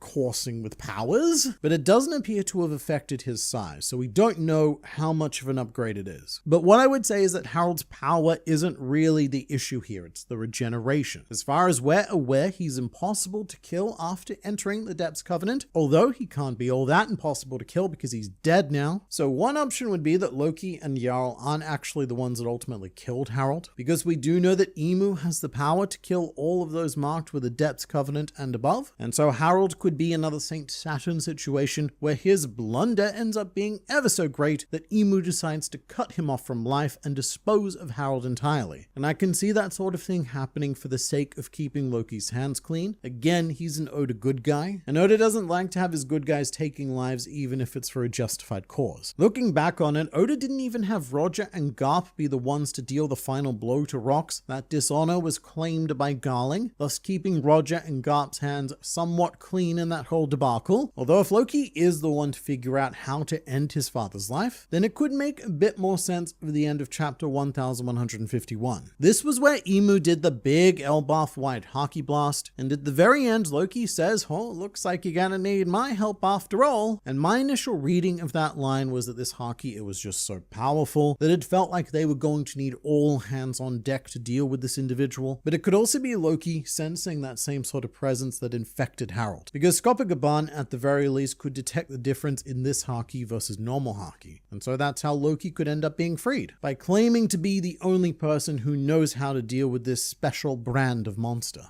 Man on the internet, how's the bingo card looking? It's not amazing, which is a shame because this year it started out so well. And what really derailed us from a bingo this year was this surprise God Valley flashback. That whole story combined with Harold and such has taken up almost half the year. And when we were conjuring the bingo squares at the beginning of 2025, no one dared assume that anything God Valley related would be happening in this arc at all. But in any case, here is where we currently stand. We have gotten 2 more squares filled in with Yamato's cover story ending, as well as an important character death, which was Roxy Zebek. But I suppose you could also now give that to Edah, and after the next chapter, perhaps even Harold. I've also gone and preemptively ticked off the Elbaf doesn't end square. I think that's a fairly safe assumption, but there are 3 things that I cannot believe have not happened yet. One is the Loki Lola proposal, but I am certain that that's going to happen very early next year at some point at the tail end of this flashback, and also Loki being freed. When I was looking at all of your comments to make the bingo for this year, I thought that Loki being freed was practically a free square, because surely he wasn't going to spend another year just in chains. And at one point I did tick it off when Luffy freed him. That was a mistake, because we found out that Luffy, he only freed most of him and Loki was still being held. And if you wanted to get hyper technical, you could maybe fill in this square by saying, man on the internet, Loki was imprisoned in chapter 1168 and he was released later in that very same chapter. That's a Loki free, but that's not really in the spirit of fictional pirate bingo, because it's not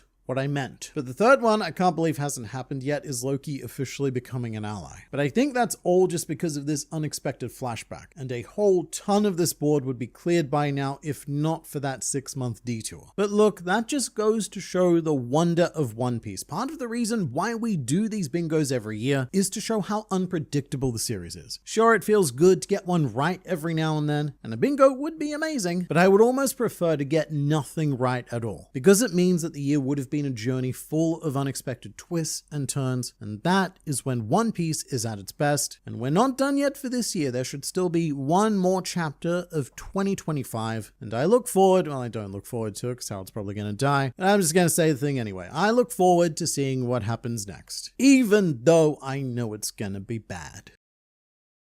We have red-haired Shanks and grey-haired Copacabana versus no-haired Harold, because Elbaf was watching the God Valley flashback. It saw the rocks, it saw the Garp, it saw the Roger, and it said, mate, hold my Nordic tankard, because we are going to escalate even further as the King Harold story comes to a tragic climax. But first, we, or I guess I, desperately need to talk about this Rocks Pirates color spread. I always love when Oda does color spreads that does not include any of the Straw Hat, which happens almost never, but the last time I do recall it happening was chapter 1101, which was a spread of just the Vegapunks, and this made me incredibly happy. And I think it's because after almost 30 years, sometimes it can be a bit hard to come up with new ideas for the Straw Hats in color spreads. Oda has done hundreds of spreads of them doing every activity possible, and so when a new one comes along, sometimes it just sort of blends into the hundreds of others we have. But I would love to see his talent for making color spreads applied to more groups in One Piece. So this Rocks Pirate spread is one of my new favorite things ever, and I believe it is absolutely justified to give these guys their own color spread, because let's be very real here. The Rocks Pirates have carried a good half of this year, and I think that if you went through and you counted all of their panels, some of the Rocks Pirates may have more appearances in 2025 than a few of the Straw Hats have had. But I also love it when Oda goes all out with formal wear. It reminds me of one of the old school color spreads of the crew all lined up like criminals and dressing sharp, but it is very well deserved, and the Rocks Pirates, they look like the main characters of their era, which they were. The only thing that does hurt me a little bit is seeing Ochoku getting placed right in the center as if he's the core of the crew. And you know what? Sure, I guess there's some kind of visual metaphor to be had here, because as soon as Ochoku, the visual core, betrayed the crew, the Rocks Pirates all fractured and fell apart. So love the color spread, 10 out of 10. But this chapter, it starts in a very familiar place, with Shanks and Copacabana catching up and talking about all sorts of things. Roger's son, the ruler of Elbaf forging a covenant with Satan, just a light conversation. It is a bit disorienting though, because if you remember, this scene right here is where this flashback started. In chapter 1152, we began this flashback with the scene of Shanks and Copacabana, and that chapter was published all the way back in June. So we're only just just now getting back to this starting point in late December, and that really puts into perspective just how furiously the God Valley incident took command of this entire series for about 6 whole months. And I suppose that one of the bigger reveals here is that Shanks knew that Roger had a son. In the manga, it's not really clear whether Shanks did or didn't know about Ace, although it should be said that in the Ace novel, Shanks is able to figure out that Ace was Roger's son after their meeting. And Novel A is extended material that is considered canon, so if we put these events together, Garp told Scopa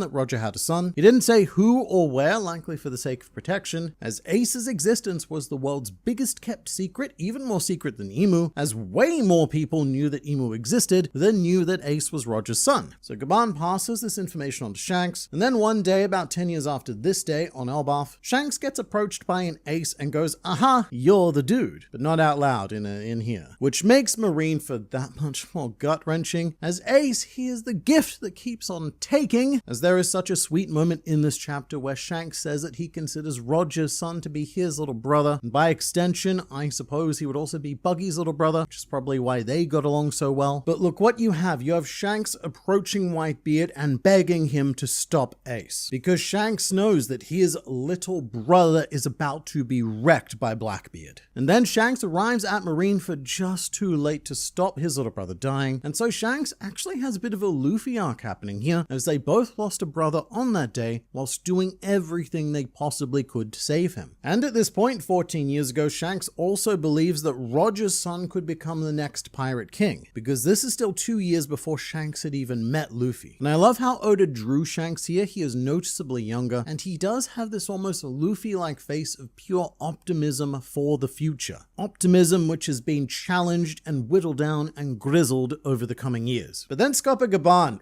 he does the rudest thing possible to us as readers, and he reminds us that people burdened with high expectations often fail to reach the top, and also that he thinks things are more interesting this way. So thanks for that, Scopa Gaban, because I guess Oda agrees with this, as he did create Ace for the sole purpose of being granted expectations and failing, and so I suppose Scopa Gaban here is accidentally predicting Ace's death right here and now. And I also mentioned this during chapter 1152, but do take note that Scopa Gaban does not have his facial scar in this chapter, and so that is something that could very well be acquired in the fight against Harold that we are about to talk about. So next up, Shanks has some important information about the Mark of the Abyss, something that I can't help but feel is going to come into play in the future. So we already know that a Depths Covenant means that Emu can control a person at will and against their will, but Shanks reveals that Emu can also commandeer those with a Shallows Covenant. However, they need to be within a certain physical range of Emu in order to do so, which is very concerning, because the way that the Shallows Covenant was sold to us by the Elders is that it was more of a symbolic pact. It's a mark of intention, but of course those old men were lying. And if Oda has gone to the trouble to set up a rule like this, then it does make me think that he's doing it in order to invoke that rule in the future, and that someone with a Shallows Covenant is going to be surprisedly taken over by Emu at a most unfortunate time and place, and at the moment, that makes me a bit worried for Mr. Shanks. Because sure, he seems to have gotten his arm purposely bitten off by Lord D. Coast to remove the mark, but we don't know if just getting rid of the tattoo breaks the pact. That is an assumption that we are making. And that could be how it works, but it's usually pretty difficult to get out of deals with the devil. And the mark may be a brand on the body, but the pact itself could be one with the soul, which is why I'm now somewhat worried that at some stage in the future, Shanks is going to be within Emu's range, and Emu may very well be able to take control of him. Which might also explain why Shanks does the things it is he does. He likes to keep his distance from the world government. He's much more of a peacekeeper in the pirate realm, and if there is even a chance that he is still subject to the Shallows Covenant, then even going to Marineford was a massive risk for him. And it may not be Shanks, he's just the first person who comes to mind, but again, I do think this rule is being set up to be used at some point. And Shanks also goes on to explain the results of the Depths Covenant, and it's nothing we didn't already know, although it does come with a surprisingly kind of cute drawing of Emu's eyes in the background of our Holy Knight Exampleman. The biggest takeaway for me with this is what Shanks said about Emu's voice being able to reach anywhere with a Depths Covenant, as voice is one of those words that I am trained to linger on with One Piece, because there is one last mysterious power system to be explored, and that system is all about voices. We already have the voice of all things in the back of our minds, and now we have the voice of Emu smack bang in the middle of our minds. So it's worth noting that we have a sun god and probably a sea god, and one of the greatest powers of both of them is the use of their voices. And so could the other two gods, Forest and Earth, even have their own voice-related abilities as well? That is a question that I have asked, and a question that I will not answer in this video. However, I will point out that having known all of this, I don't know, Shanks probably should have acted with a little bit more urgency instead of stopping off for a nice relaxing bath first, whilst King Harold was slaughtering all of his soldiers at Orys Castle as they speak. So we'll move on to that now, because just like Shanks, we have wasted far too much time not dealing with this. And this is pretty rough, because this is King Harold lying in the bed that he made. A bed filled with lots of sharp metals and an inability to die, like his own personal torturous hell. As Harold has lost full control of his physical actions, and while he definitely still appears to be lucid for a bit, he is well aware that Emu could be commanding his thoughts as well, which I have to say is very good awareness, and it does allow Harold to preserve the future by instructing Loki to eat Elbaf's legendary devil fruit, kill him, and claim the throne. Harold has some pretty fantastic words before he becomes, I guess, a holy knight? This is what a holy knight is, right? Just a dude with Emu's poisonous influence. But Harold tells Loki to hide nothing. He wants everyone to know what he did and what a disgrace he was. And Harold, he doesn't care how he's remembered. The only important thing is the future of Elbaf. And this is the most kingly thing that Harold has said or done to date, which is a pretty high standard. I think he's been a pretty good king in general. It's just the last few decades that really didn't lead us to good places. But I also do think that Loki took these words quite differently. Presumably, he agrees with his father's conclusion that all that matters is the future of Elbaf, but Loki obviously makes the opposite choice, to paint himself as the villain, and to preserve the memory of Harold, which is what Loki saw as best for the future of Elbaf. It's a really great way to use the Loki liar trope that always comes up in anything involving a Loki, but this whole Harold situation, it does edge very closely to a personal dislike of mine, because I said when this flashback started that I would not be satisfied if Harold ended up being domi-reversied or otherwise controlled by Emu, because it would feel like a cop-out. What I wanted was to follow a character down that dark rabbit hole and to see how someone so great and admired could fall that far through their own actions. Now, on paper, which manga is printed on, what happens in this chapter is exactly what I didn't want, because you do have Harold effectively succumbing to the influence of Emu and being controlled against his will. However, I do think that Edah has set this up very, very cleverly, because if you just read this chapter in isolation, then it is Harold being taken control of. But what I do like quite a bit is that in the full context of the flashback, it was still Harold who put himself in this situation. This isn't domi-reversy. This is not how Rox met his end, which was being taken command of by Emu against his will and being turned into a demonic servant. What happened with Harold and the Covenant was Harold making a series of choices that slowly led him down the path of becoming this monster. He willingly served the world government. He willingly ignored and even facilitated a lot of the evils that they were implementing. So the man that we see by the end of this chapter, no, it's not Harold, but it is still the very natural results of his decisions. There's that classic saying, the road to the abyss is paved with good intentions, but not just good intentions, as there is a recipe to this paving cement, and that is to mix 1 part good intentions to 1 part blood of the slaves that you're building a road to transport to their eternal torture. And it's a very clever way of doing it, because Oda does this all the time, but he gets to narratively cheat. In this way, he preserves the good of Harold, because he was a pure guy right up until the end, but he also gets to explore the darker consequences of what Harold was doing without going down a full-on corruption arc and turning him into a villain. And the reason why I buy it is because Harold takes full responsibility for this outcome. It's not some contrived plot twist where everything was gonna be fine, but all of a sudden, oh no, an Emu is here and he's taken over the good guy to do bad things. It's not that at all. Harold completely owns this, and it is a very well-written tragedy in my opinion. And with that, Harold, he's not dead, but the Harold we knew is dead, ?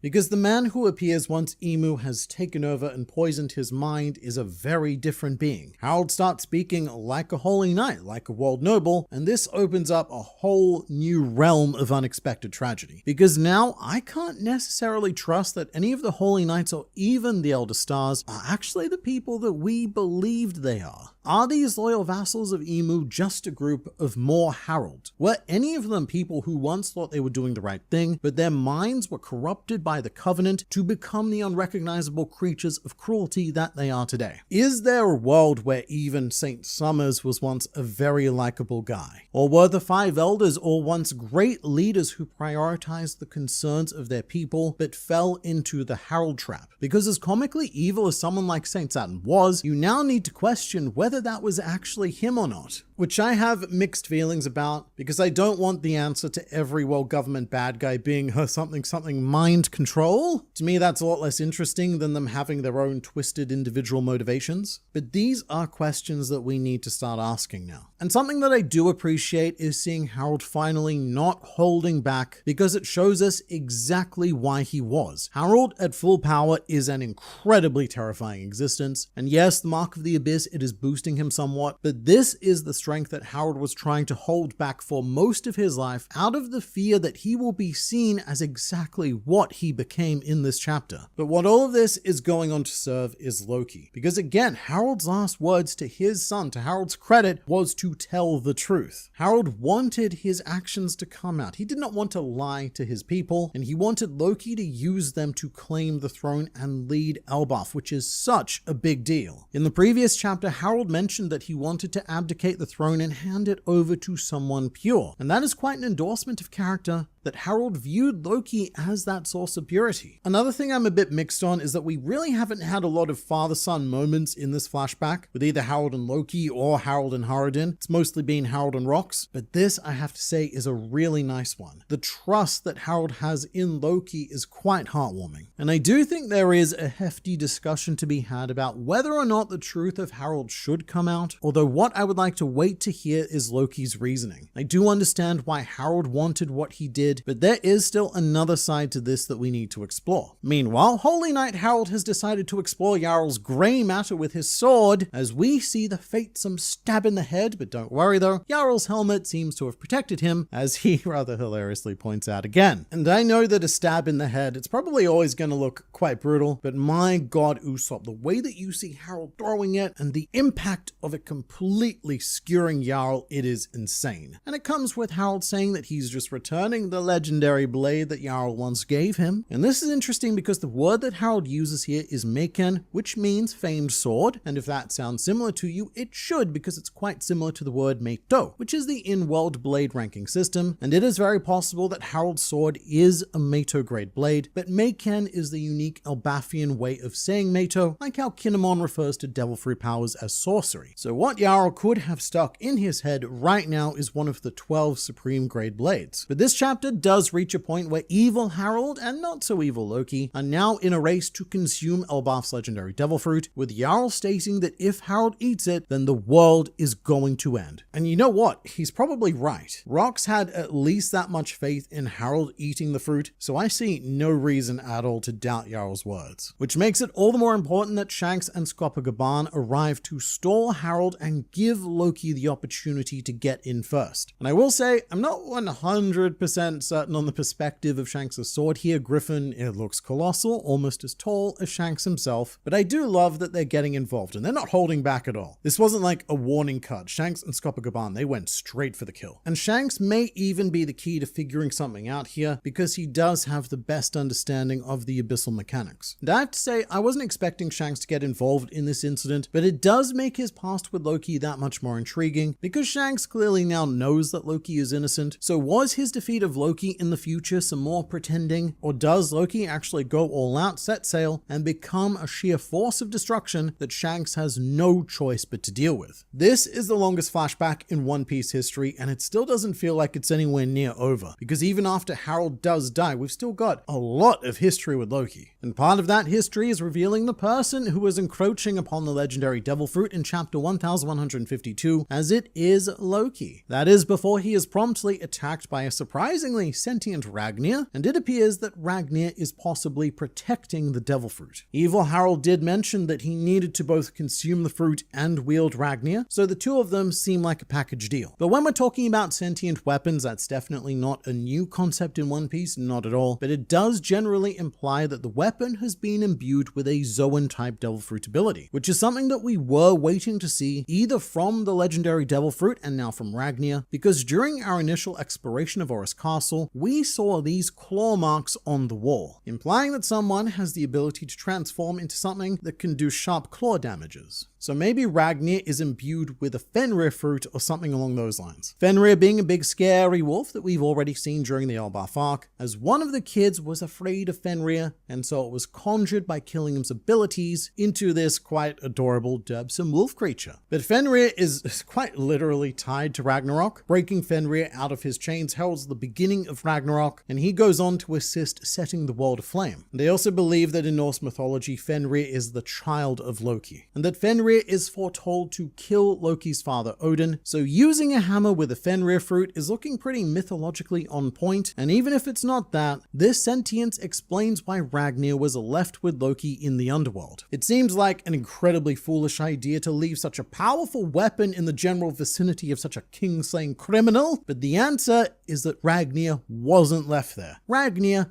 chose to be there, and no one had the power to tell it otherwise. And Ragna clearly goes on to consider Loki as being worthy of it, very Mjolnir of it, which was an obvious inspiration from the beginning, and I wonder if Harold will actually succeed to some degree, and to try and lift Ragna only to be rejected. Which would be fun, but whatever happens, we have a much more intense battle happening here than I thought it would be, as we have a Loki, a Scopocaban, and a Shanks 3v1 against King Harold play out, and you let me know what your thoughts on the chapter are in the comments below. Alternative theory man on the internet. For the Shallows Covenant rule, Oda could be setting up a Shamrock versus Shanks conflict, with Shanks believing killing his own brother is the only option, in contrast to Luffy believing that his only option is to save Ace at Marineford. So thank you much for the super thanks, it's greatly appreciated. But what I appreciate even more is the idea of setting up a Shanks versus Shamrock. Ever since Mr. Shamrock was officially introduced, I think we've all been looking forward to a Scarlet Clash twin fight 2026 or 2020. Whenever, maybe even in the 2030s, but at some point, Shanks versus Shamrock. But what I had not considered until now was one of the twins being controlled by Emu, and it may not work out quite the way you've suggested. It could be very much the opposite, where again, Shanks, he may still be under the control of the Shallows Covenant despite getting rid of his arm, and Shamrock may end up killing him. Although that would require Shamrock finding a way to break free of the Depths Covenant that he would have had to have signed up for because he is a full Holy Knight. And if something like that were to happen, then Shanks should have been able to break his Shallows Covenant as well. So I guess it would probably have to be Shamrock being controlled. And it's possible because good Shamrock, that's a very real idea now. Shamrock gave Shanks a lot of useful information that he probably should not have had as a devoted Blade of God. And Shamrock was also genuinely concerned for the well-being of Shanks in chapter 1167. Shanks was being all grumpy and going, "Come on, Shamrock, teach me all of the everything and let's capture some people, become heroes, and stop wasting my life." And Shamrock's just like, "Shanks, mate, calm down. Let's take some time for your wounds to heal, beloved brother." And Shamrock may even have told Shanks about the Depths Covenant to prevent him from getting involved further. So there is a world where these brothers, a Shanks and a Shamrock, are working together. And I have to say that would be a rather tragic world because it means that they will at some point be forced to fight against each other. I also think that what happens later on between Shanks and Loki is that Loki set out in a fit of rage and grief to kill Emu, but Shanks saved his life by stopping him by force. Loki resents him for it, but it was the right thing to do. Yeah, this does feel right to me at the moment, because this would be Loki taking on the will of both Rox and Harold, or at least thinking that he is. Beating Emu, the world, was the ultimate ambition of one Rox Dizabek, and he was the man-shadow responsible for corrupting Harold. And it's not even a 2-for-1 action, it is a 3-for-1, because it also helps the narrative of Loki being a villain if he does legitimately go out there and try to destroy the world government. That might be where he gets his special bounty, as Loki has been identified as a unique special threat. And from the perspective of the Elbaf citizens, it would continue to spit on the grave of the great King Harold, who did everything he could, who made so many sacrifices to bring Elbaf into the world government for the sake of vaguely defined peace. And after killing Harold, Loki has now gone off to declare war on the world government and ensure that Elbaf will never know that vaguely defined peace. I think the reason Loki chose to keep Harold from becoming disgraced by his people is because he saw how negative Rox's reputation was after his death and didn't want the same for Harold. That could definitely factor into it, although it's hard to know what happened to Rox's reputation as it kind of just vanished. The world government worked as hard as they could to erase him from history as much as possible, and I think that could be a big part of this as well. Loki watched the man that he admired most be defeated and seemingly have his entire existence, his memory, his legacy erased. And it goes back to the old One Piece saying, when does a man die? When he is forgotten. And Rox is mostly dead at this point. He's really just hanging on through Loki and potentially Blackbeard because not even any of the other Rox Pirates crew members spoke about him or spread that memory. And I can really see Loki not wanting the same fate for his father. He wants Harold to live on through memory. And in that regard, Loki has conducted a flawless performance, as Harold's name is now synonymous with the very core spirit of Elbaf, as well as all of its people. So with Harold, we have a complete reverse Rox. Rox was a man who stood against the world government, was taken over against his will, and his memory was erased from the world, versus Harold, a man who willingly joined the world government, was taken over willfully, and has now been immortalized in history. I think Gaban aimed that line at Shanks as well, to remind him that just because he was destined to be a Holy Knight doesn't mean he has to. So the line being talked about here is Gaban saying that titles aren't hereditary, which was brought up in discussion with Shanks about Roger's son becoming the next Pirate King. But it does very much apply to Shanks, who was born into a family titled World Nobles. And we're probably not going to find out anytime soon, but that is almost certainly something that Shanks has struggled with. And so Gaban is being a very good pirate dad here by reminding Shanks that titles of the parents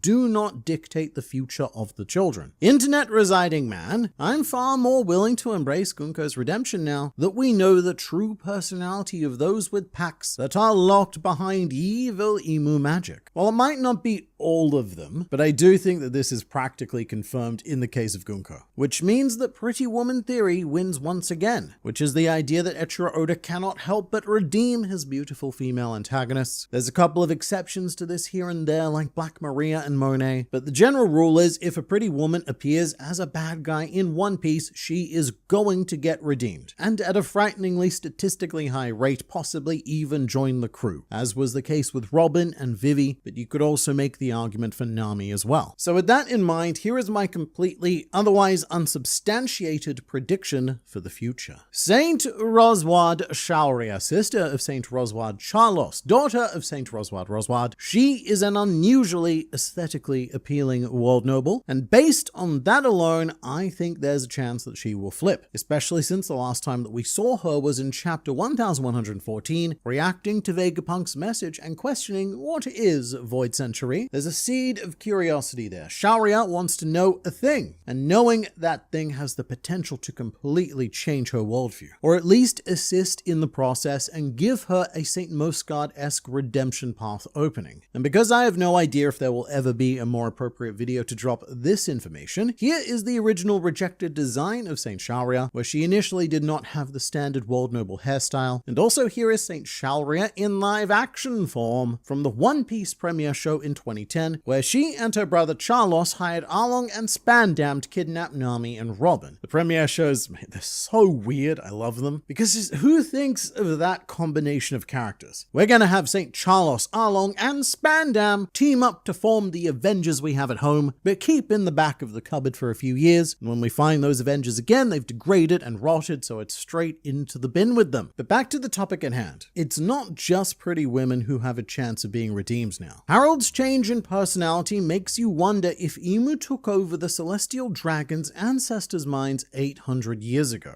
So this is a discussion that some of you on Twitter or Reddit may not be ready for, but this is now quite possible. I'm not going to say probable, nowhere near it, because it's a very similar idea to the current idea we have for the origin of the ancient giants. I've mentioned this on a couple of occasions, but it is an increasingly popular thought that the ancient giants might be the result of Domi reversing part of the giant race long ago. And so so their descendants retains the pure demonic nature of that form, albeit in a form that was watered down more and more over the generations. Now, if Emu was to enter a covenant, or maybe not even a covenant, maybe if he just has another of his many powers that could warp the minds of a ton of people, then who is to say that the ancestors of those people aren't born with at least a little sliver of that evil within them as well? Well, I guess Shanks is here to say that, because Garling would have had him after receiving the Depths Covenant, but I do think that there is something to the thought of Emu having corrupted humanity into this twisted form, and at the very least he has managed to do exactly that, even if it was without mind-altering powers. Emu was very successfully able to commandeer like 20 entire cultures and breed them into this sickening collective of what I guess we'd describe as people. Or not, the information we have right now is quite conflicting, because the nations that initially came together to form the world government are partially made up of pretty decent people like the Nefertaris of Alabasta, and their ancient leaders, they were probably pretty good dudes like Nefertari Lily. However, on the flip side of that, we do know that the ancient Don Quixote monarchs of Dressrosa were every bit as brutal as the current world nobles are, as they enslave the Tontada tribe and such. But with all of this mind control, mind altering, and mind influencing talk going on, it's also worth investigating the thought that what Emu does is enhances the existing evil within someone. He doesn't warp them completely, he just amplifies existing negative traits. But that's also something I'm conflicted on, because I personally don't think that base Gunko would have that sort of cruelty in her, like when we saw Gunko murdering people on God Valley. However, I can see it in the case of Harold, because one of the major themes of giants with horns is that allegedly innate evil blood of the ancient giants being passed down to them. So if there was a little bit of that and Emu triggered it, then this could be the manifestation of that influence. But then again, this also goes back to Scopogaban's hereditary line, because what Harold was trying to do was reform and even pay reparations for the past evils of the giants. And that may have been his symbolic responsibility as a leader, but not necessarily a biological indicator. Although, to flip back again, let's go back to the world nobles, and this could just be a stylistic Oda thing, but the world nobles do apparently undergo a radical physical transformation once they shred that cruel mindset they're born into, as Saint Mosgard went from being this deformed piglet to a pretty alright looking guy by world noble standards. So it's hard to say, but imagine if the twisted piglet form is what they look like under Emu's influence, but the regular sort of human form is what Mosgard managed to achieve once Otohime shed that influence from him. I don't know at the moment, it could go either way, or even a third way. All 4 emperors are Asa's brothers now.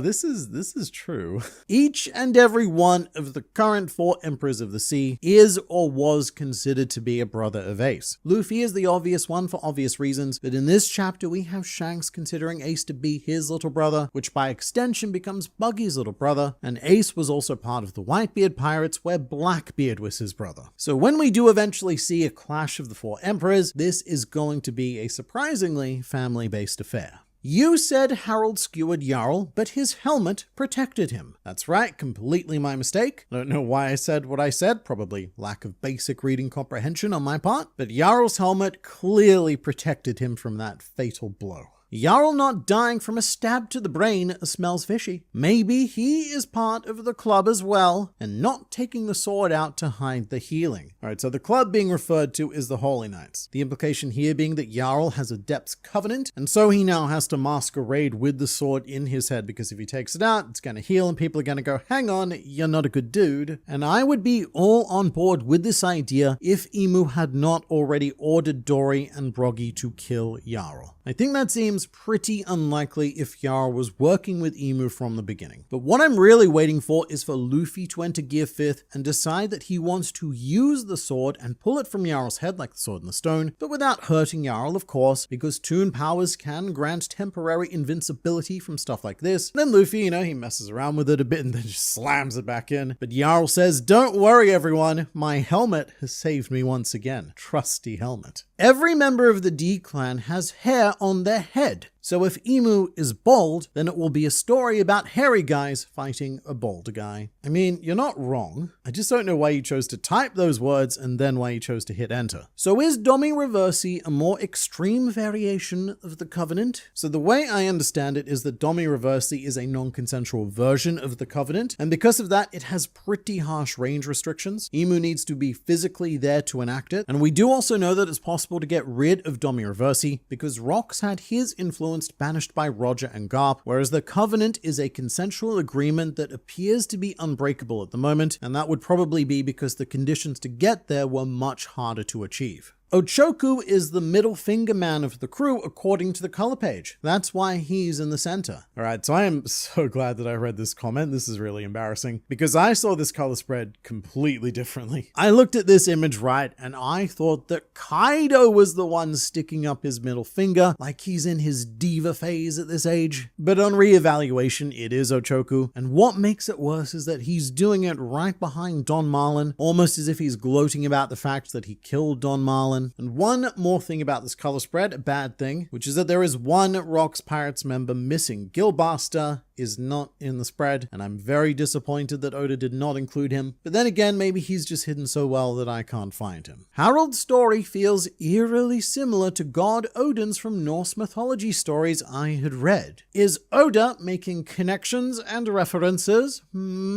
Oh, mate, connections and references being made for days. Oda has been so heavily inspired by Norse mythology for this entire culture of Elbaf, and I would go so far as to say that Harold's name isn't Odin simply because we already have a Kozuki Oden, and two Odins, despite being spelled slightly differently, might be a bit repetitious. I am not convinced Harold picking Loki as his heir is so deep, much less a testament to Harold's endorsement of Loki. Loki was just there while Haradin wasn't. Alright, endorsement might have been the wrong word to use, because I guess it can imply that Harold preferred Loki, but that's not what I meant. I said that it was a strong endorsement of character that Harold trusted Loki to have the purity to lead Elbaf to begin with, not that Harold necessarily saw him as a greater option than Haradin. Because I do think that Harold would have been happy with either or even both of his sons inheriting the throne. The point I was trying to make is that most of Elbaf kinda hates Loki. Even before Harold's death, they saw him as a curse, as a plague. Loki was a problem, but to Harold, he saw Loki for what he truly was. And in his final moments of control, Harold summons Jarl as well as both of his sons. However, Haradin was out at sea during this time, and these are the three people that Harold trusted with the future of Elbaf. Internet man, can you fix my internet? Nah, mate, do not come to an Australian with internet issues. Our internet, it is notoriously bad. We apparently have the 48th fastest connection speed in the world. Even Ecuador is faster than us, and I have nothing against Ecuador. I just want faster internet than you. And the only comfort we really have is that the Australian name copiers Austria are 6 places lower than us, so take that. And if you ever have any trouble remembering the difference between Austria and Australia, you just remember that Austria is the country that doesn't have kangaroos, and Australia is the country where Hitler wasn't born. A lot of the evil doings done by Garling and Summers weren't done for some higher purpose or plan. Most of them were just selfish whims. I think Holy Knights are just a-holes, except for Gunko, probably. So look, I think I agree with you. But my issue is that we've only seen their evil doings after they've received Adept's Covenant. On God Valley, they are both full Holy Knights, meaning that they do definitely have the Adept's Covenant at least. Otherwise, they would be referred to as a devoted blade of God like Gunko was. So at this point, Emu has fully infected their minds, which isn't to say that I think Emu controlled them into doing these things, much like how I don't think that Emu is controlling Harold by the end of this chapter. I think that Harold is now doing exactly what he wants to do, he's just become a completely different person. But their minds have been warped by the Covenant. And look, Summers and Garling, they were probably world nobles prior to becoming Holy Knights, so they were very unlikely to have been good people, but we just don't know, because the only reference point we have of them is being perpetually drunk under the influence of Emu. No mention of the lovely stained glass Luffy on the cover. I mean, sure, I can mention it. Luffy was on the cover of Weekly Shonen Jump this week, and there is a stained glass kind of thing going on with all the magazine's characters, and look, it's okay. I don't love it, I don't hate it. It's a cool little thing they did, and if this was an actual window with light coming through it, then sign me up, but it doesn't personally excite me as much as having a regular Oda-drawn Luffy with a more dynamic pose. Man on the internet, do you think anyone with an abyssal mark/covenant can be controlled by Emu only after they disobey Emu? And maybe that's why Emu purposely told Harold to do something he obviously would not do even if ordered. So I think what's being proposed here is a quicksand mechanic. The harder you struggle, the more it takes hold and the more you sink. That could be it, and the Holy Knights and the Elder Stars who have the most freedom might be the ones that share the closest views to Emu by default, and that could be why characters like Saint Saturn were able to get away with a little bit of disobedience by keeping a big robot. But also, it is impossible to completely control the will of another being, or at least that is the theme being explored by Edah. As this ties back into the Vegapunk story threads on Egghead Island, one of the major themes of that arc, and I think of this saga, was discovering that it was impossible to fully control the will of another living being. That will can be suppressed, but never completely dominated. At least that was the conclusion that Lilith came to right at the beginning of the arc, when Lilith was asking herself, why isn't it possible to control the will of living creatures? Which happened after the Mecha Shark tried to eat the Thousand Sunny without being ordered to. And in fact, it was specifically programmed not to do that. And I've spoken a lot about love as a motif of the final saga of One Piece. Love has almost become a whole power system of its own. And I've also gone on and on at great length about legacy being another motif. The final saga seems to have more child characters than ever, and Oda, he is looking into the future. He is looking to see what will be left after One Piece is over, and in-world after Luffy's journey is over. And I do believe that this exploration of the very extremes of free will belongs in the same category as those enduring final saga ideas as well, because Oda seems fixated on showing what happens when one life form attempts to, and even seemingly succeeds, at total domination and suppression of another. Kuma was our prime example on Egghead. Harold and Rox have both been subject to this during Elbaf, and if Emu continues to be the main antagonist of the final saga, which isn't guaranteed, but if he does, then this idea is just going to be expanded further and further. And that's because this is the final struggle. While One Piece has always been about freedom in many different ways since the very beginning, we've still got our always darkest till dawn phase of the series to get through. And so just like love and legacy, free will is going to be tested in increasingly tragic and cruel ways. So these characters will endure, and not only that, but ultimately achieve liberation from Emu for the entire planet.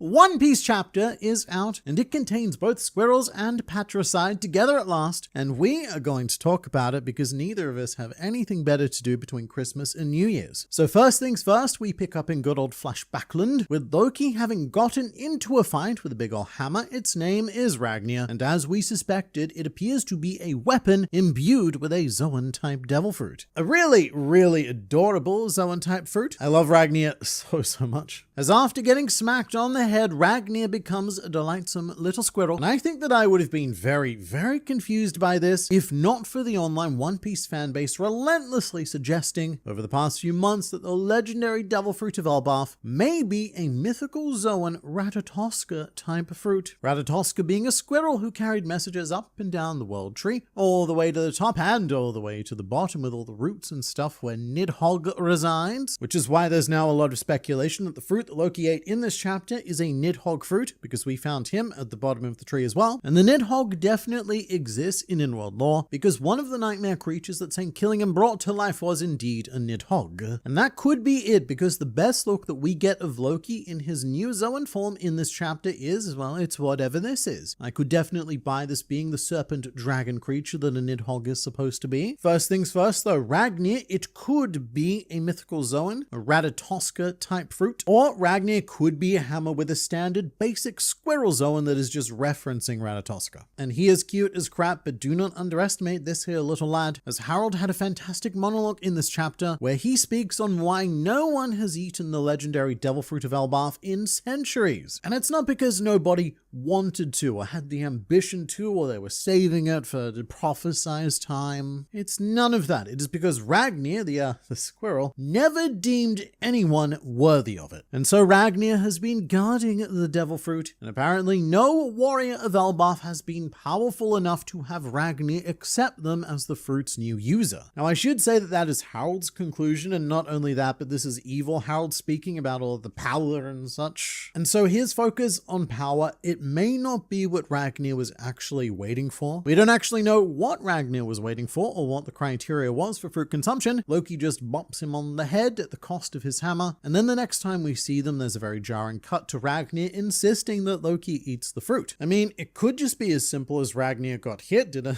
little cry, and then was like, all right, mate, you got the better of me, Squirrel, so go eat the fruit and destroy the world, and whatever it is you want to do. I, Squirrel, shan't stand in your way. And part of me wishes that evil Harold would have had the chance to fight Ragna, and we got to see this weird devil being trying and failing to fight a cuddly squirrel. But I suppose that probably would have taken away some of the deep Harold drama. However, since Loki has been accepted by Ragna, this does significantly raise the stakes for Loki's next encounter with Shamrock, as now it'll be more like a Pokemon battle with Loki and Ragna versus Shamrock and Kerberos. But while all of this is happening, Shanks and Scopogaban are a big highlight of this chapter, as well as any chapter that the two of them appear in. But in this one, they join forces to stall Harold so that Loki can deal with his squirrel and or fruit problem. And there is one panel in particular that really struck me, and it is this one of Shanks holding Griffin, because mates, just look at this. He is wielding Griffin with his left hand. And while Shanks used two-handed sword attack in the last chapter, in this chapter he is primarily handling Griffin with his left hand. And we have seen Shanks' sword in his left hand before, but I think that this goes on to confirm the long-held fan theory that Shanks' left hand was his dominant hand, and that losing, or I guess giving it to the Lord of the Coast in East Blue, was a very big deal, and probably why Mihawk refuses to fight Shanks. Because look, if you lose an arm, that's life, or at least that's life as a pirate sailing the Grand Line. We got dudes losing arms everywhere in the series, and if Shanks had lost his right arm, then maybe Mihawk would have made it work.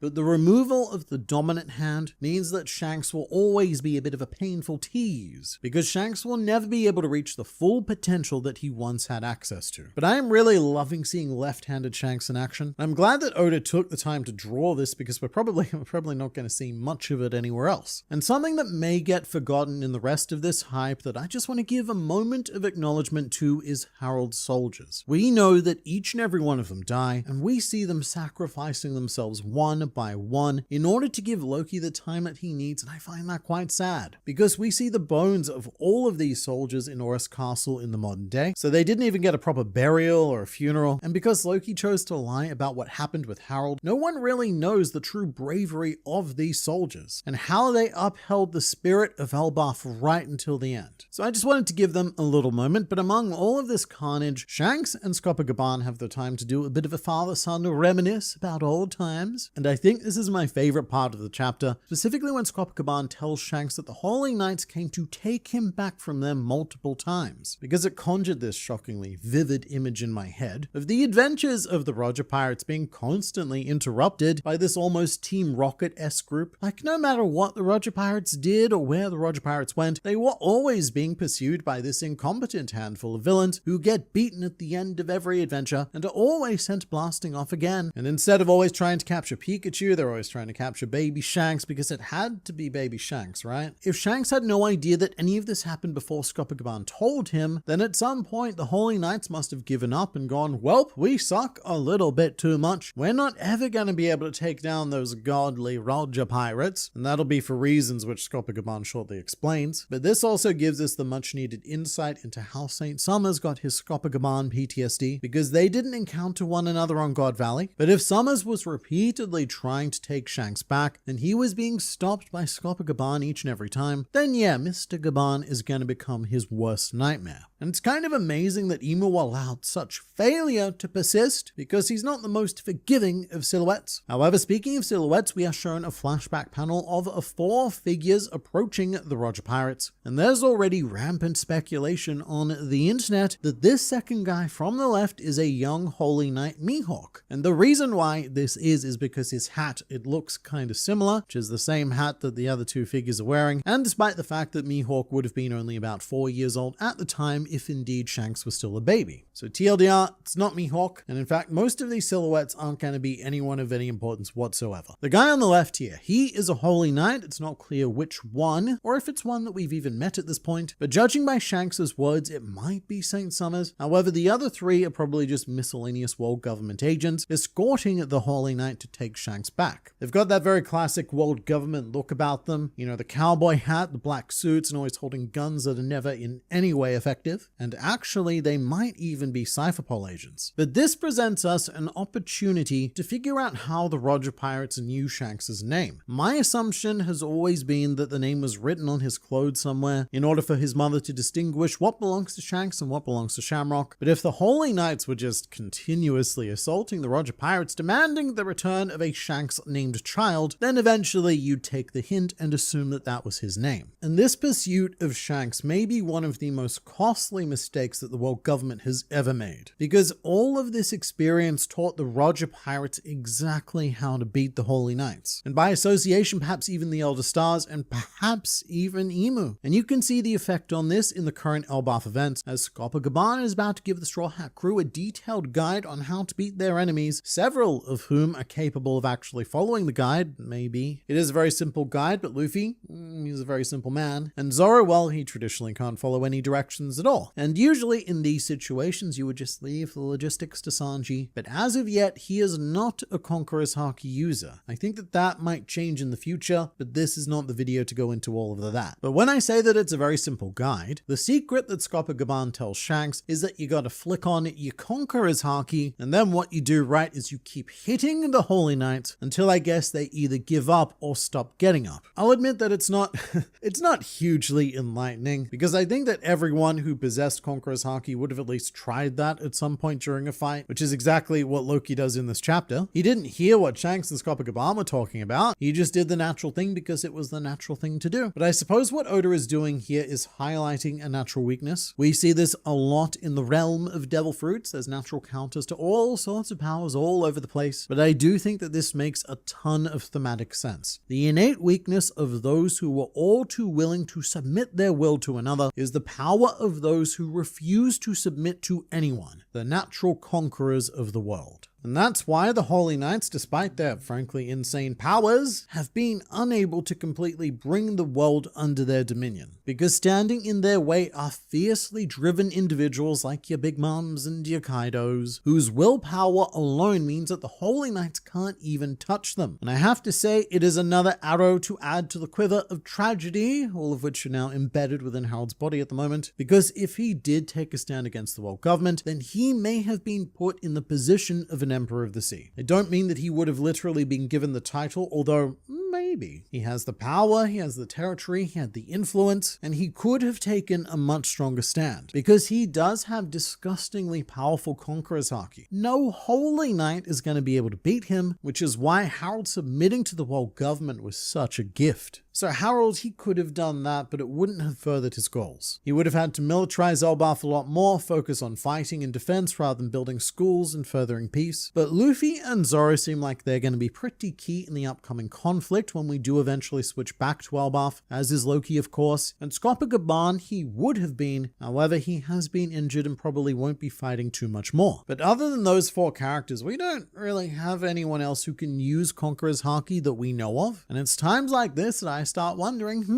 maybe Yamato should have joined the crew instead of doing the Wano food tour, because we could really use another Conqueror right about now, although there could be another Conqueror on Elbaf that we just have yet to see in this arc. As if there is a Eustace Captain Kidd still somewhere gasping for air in the surrounding waters of Elbaf, well then he is a Conqueror's Haki user. And while he may have been pitifully useless against Shanks, that is an incredibly valuable ability against the world government. And even if he doesn't rock up here, Eustace Kidd is probably going to be a key asset in the future. Now the big problem here is, and this was also flagged in the God Valley incident, most Holy Knights, right, they don't have Conqueror's Haki, they're not conquerors, but some do, and the 5 Elders and Emu definitely do. Not that this complicates things too much, the solution here is still to hit the dudes as hard as possible. It's just that now you've got to do the Haki maths to overcome the opponent, like when Garp and Roger teamed up to out Haki Adomi Reversied rocks. So the good news is that this is a solution that is naturally suited to Luffy. He really doesn't have to think about it too hard, and it could result in a fun Luffy-Loki team up if neither of them can bring down Imu on their own. Because now we have seen a taste of what Loki is capable of, as he brought down a pact-powered Harold, which I have to imagine automatically makes Loki one of the single most powerful individuals on the planet. But to be completely honest, look, I'm not thrilled with how this fight between Loki and Harold played out. The ending, it is brilliant, and we'll get to that. Quite literally heartbreaking as we see Harold's entire body just crumbling apart. But the fight, the journey to get there,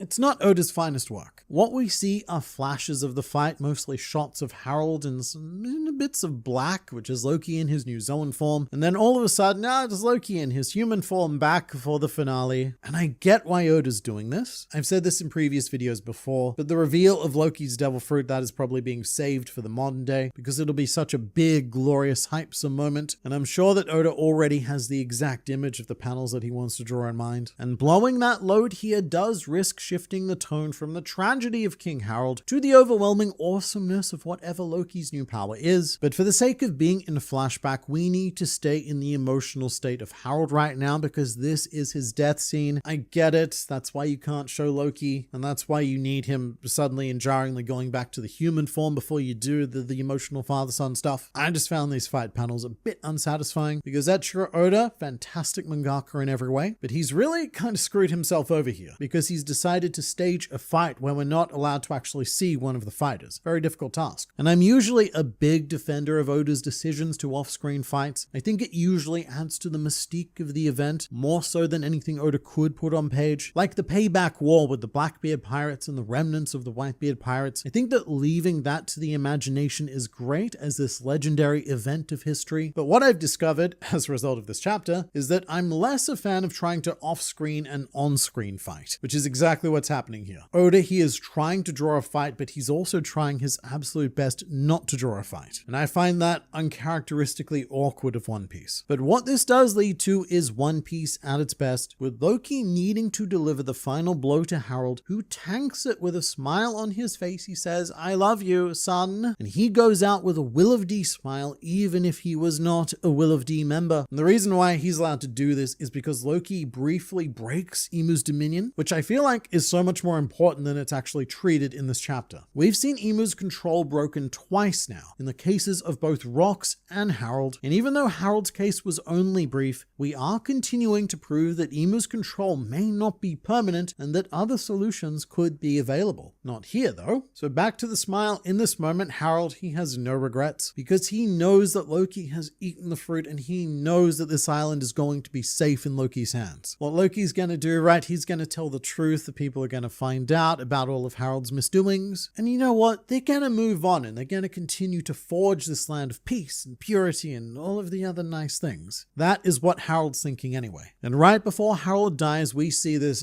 we see this short flashback, which we have actually seen before, but not from this perspective. We see the elated face of Harold meeting his newborn son for the first time. And this is actually Loki's perspective of what we saw in chapter 1154, where Harold was proudly holding baby Loki, but the narrator after that said, at just a few months old, Loki abandoned any hope for love. And at the time, this was a very difficult read because it felt like due to the actions of Estrid, Loki was completely closed off from the love of his father. But as it turns out, this is one of Loki's first formative memories. It may even be his first positive memory ever, because Loki thinks of his father and what he sees is that face of pure joy to meet him. Harold was the first person to do the Kuma thing for Loki, the Kuma thing being when he told Bonnie that he was so glad that she was born. Loki got to experience that, but it took a while for it to really set in and take form. And this is also a fantastic example of Oda's mastery of contrast. Harold, at the end of his life, it is this dark, demonic slave existence, and so Oda has to remind us, look how things started out. And it hurts because Harold's face here is drawn in a very Luffy style. with the wide circle eyes and the small pupil in the middle, Harold has the face of Joy Boy when meeting his son for the first time. It is a face of warmth and freedom and general good things, and it's pretty rough to see how yet another potential Joy Boy has fallen in this world. And we've talked a lot in recent videos about why Loki made the decision to lie about Harold and preserves the good aspects of his memory, and I suppose we're going to find out exactly why shortly. But one avenue that I haven't explored yet is Loki actually following in Harold's example. In order to achieve so much good and so much progress for Elbaf, intentionally or not, Harold became a villain. And whether this is his reason or not, Loki also seems to have adopted that model, just much more publicly. In his case, Loki is this common source of hatred that seems to bind every other citizen together.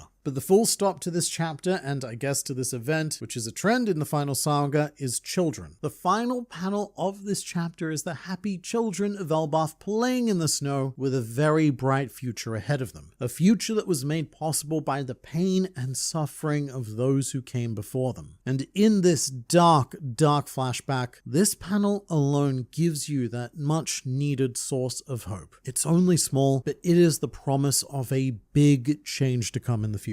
So I really enjoyed that, and you let me know what you thought of the chapter and what you think for the future in the comments below.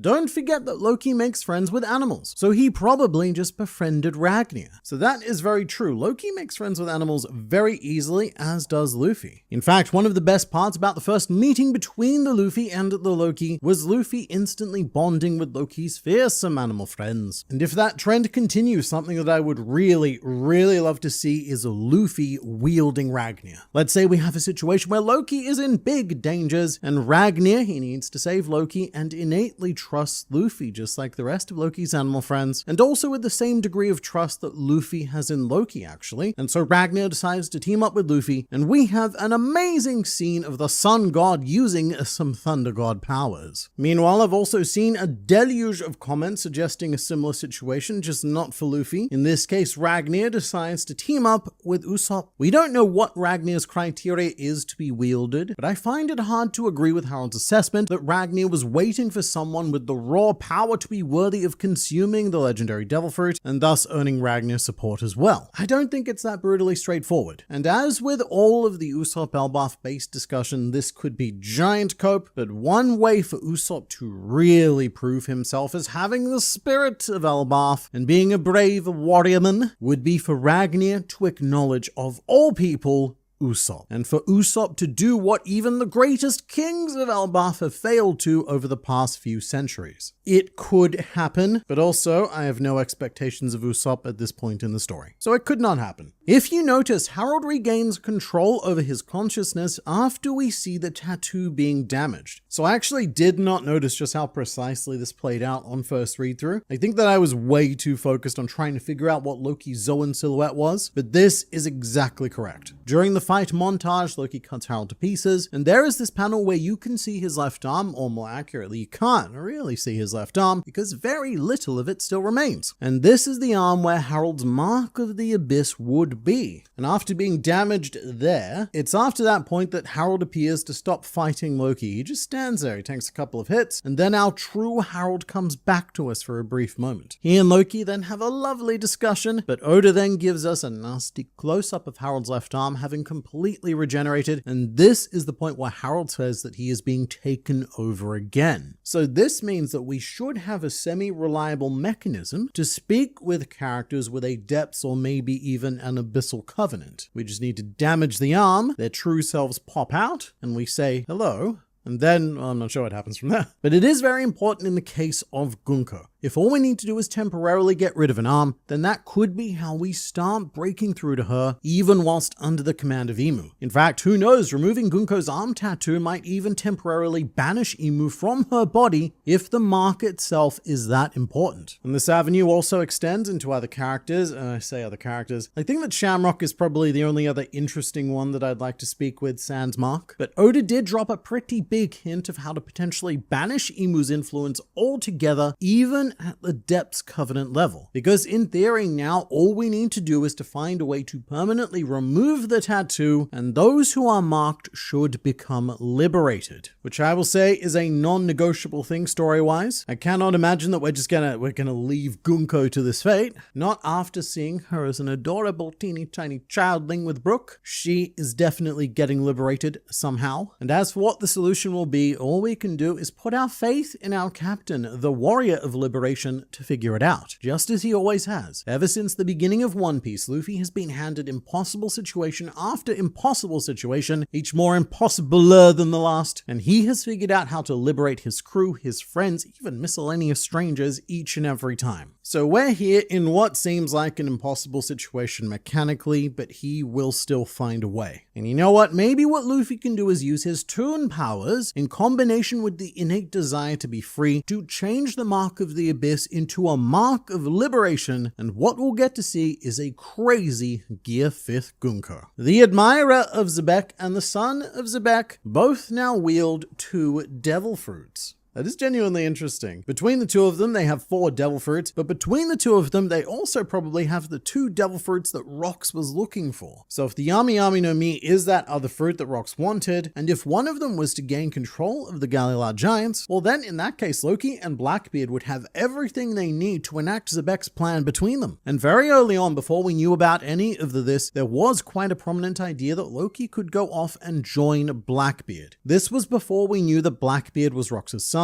and before we knew that Rox needed 2 devil fruits for his plan to succeed. But Loki's goals, as stated before we got all of this nuance and backstory, they seem to align much more strongly with Mr. Blackbeard. And the way that things have continued to play out has only gone on to confirm that these two could probably end the world together if they were to join forces. However, at this point, I find it real difficult to see Loki accepting Marshall D. Teach as the man who inherited Rox's will, because they are far too different. Blackbeard's values are pretty much the opposite of everything that inspired Loki's admiration of Rox. And also, Loki is now clearly a man who believes a lot less in the power of blood connections, with his rejection of Estrid and his embrace of Edah as his true mother. So just being the flesh and blood of Rox, mate, it's not good enough. But what could happen here though, right, is Blackbeard and Loki could accidentally work together. Don't know why they're doing that. But if the final saga devolves into this big battle royale and all of these pieces, they just happen to be on the same board at the same time, then the mere fact that Loki and Blackbeard are present in the same spot could end up accomplishing Rox's will. Luffy is 100% telling everyone what happened with Harold. So this could go one of 2 ways. If Luffy is still listening to the longest story he's ever been told in his life, then he absolutely cannot be trusted with keeping secrets. The only way that Luffy is physically capable of lying, even by omission, is when he makes this face, meaning that no one believes him anyway, because look at it. The classic Luffy would either not listen to the story, or he would listen to it but not understand the story. That's very much the charm of Luffy. He doesn't need all the context of the situations. He is so emotionally sharp that Luffy has a scarily good idea of what's going on, just judging the vibes of people around him. And if anything, hearing about the details behind why they're acting that way is redundant information and time that could be better spent eating or sleeping or punching things. So I don't think that revealing Harold's actions is going to come down to Luffy, nor do I think it's going to come down to Loki. At this point, no one would even believe him if he did change the story. But the guy who is ultimately going to make this decision will probably be Haruden, because he has worked so hard to gain the trust and the belief of everyone in Elbaf, so it would be hard to doubt the truth coming from him. And he's also one of Harold's sons, so he should probably have a say in how his father is remembered and how to best carry on that legacy, however good or bad that may be. And you know,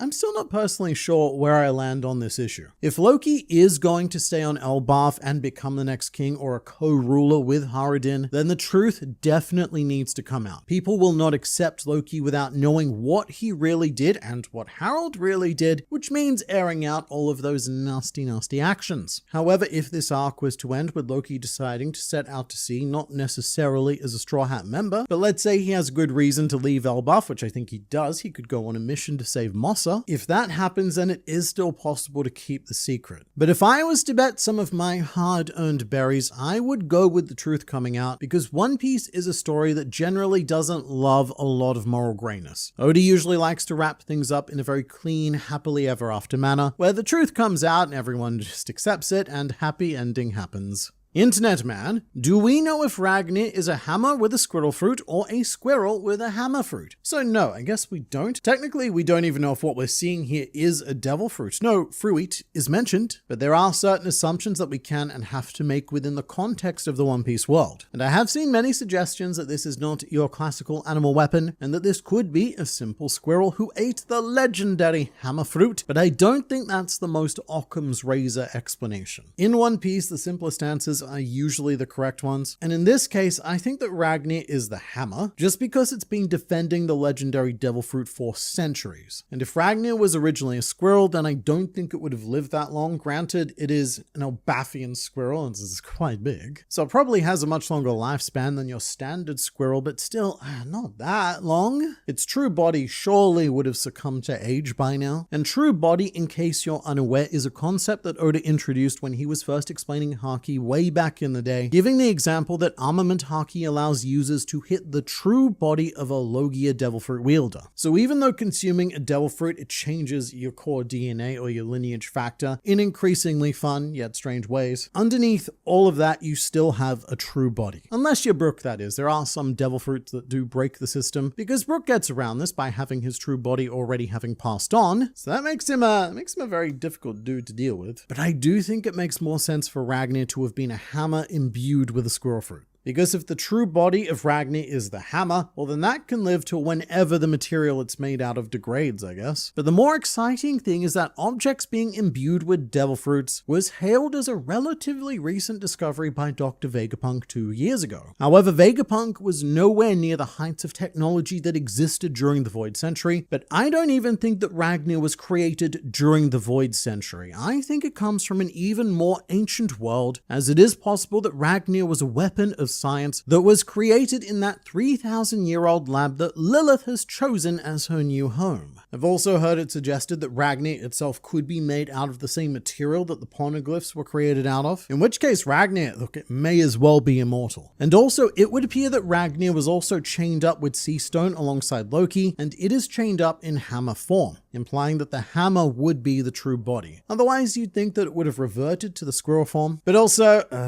Zoan fruits, they're pretty inconsistent with how they react to sea stone and water effects, so that doesn't necessarily mean anything. We've seen Chopper drowning plenty of times and he doesn't revert back to his natural form. So I don't know. The legendary devil fruit was much smaller than I thought it would be. Seems like they only come in one size. So the devil fruit, it was adorable. And it does look so teeny tiny small in the hands of Loki. Kind of like this one, actually. This is a little gift that my wife got me for my birthday one year. But remembering that Loki is the size of Oars, this fruit is still pretty damn huge. It's probably about as tall as Luffy is. And if Harridan was holding it, it would look like quite the substantive piece of succulent giant grown fruit. Remembering that even Harridan looks tiny compared to a full-size Loki. So rather unintuitively, I think this is by far the biggest devil fruit that we have seen in the series to date. So as long as Oda isn't messing up the scale, and look, honestly, he could be, what we have right here is an actual giant devil fruit. So once the powers passed on from its previous user, it regrew within a piece of Elbafian fruit, which was then locked away and preserved by a squirrel until this very moment. Don't worry, Liam, we have Bonnie. She can be our 5th Conqueror's Haki user, lol. Give me a future where I'm the best Conqueror's Haki user, Joy Boy level Haki. So Bonnie theoretically could do exactly that. Or even give every Straw Hat a distorted future self where they have access to Conqueror's Haki themselves. And this is why I think that Oda has decided to keep her very, very separate from all of the action that's happening right now. Because her powers are actually now a bit of a narrative problem. The way they've been explained to us means that Bonnie should be able to be the solution to every problem. So for the sake of drama, we need to keep her over there somewhere. And I do mean that because the entire concept of her fruit would fall apart if there were any weird restrictions suddenly placed on it, like, oh, I have access to unlimited imaginations, but I can't give people or myself haki powers. That doesn't work because then you're limiting her imagination, the imagination that Luffy unlocked on Whole Cake Island, and the whole idea that you can create any future you dream of becomes a lot less profound and hopeful because it is frankly not true. So the best way to address this is to not address this ever. I think Kaban having Conqueror's haki is a pretty good indicator that Sanji will unlock it soon. I agree. If Goldie Roger, the Pirate King, is going to have both of his wings be Conquerors, then Luffy needs to do at least that as well. He's got to surpass Roger,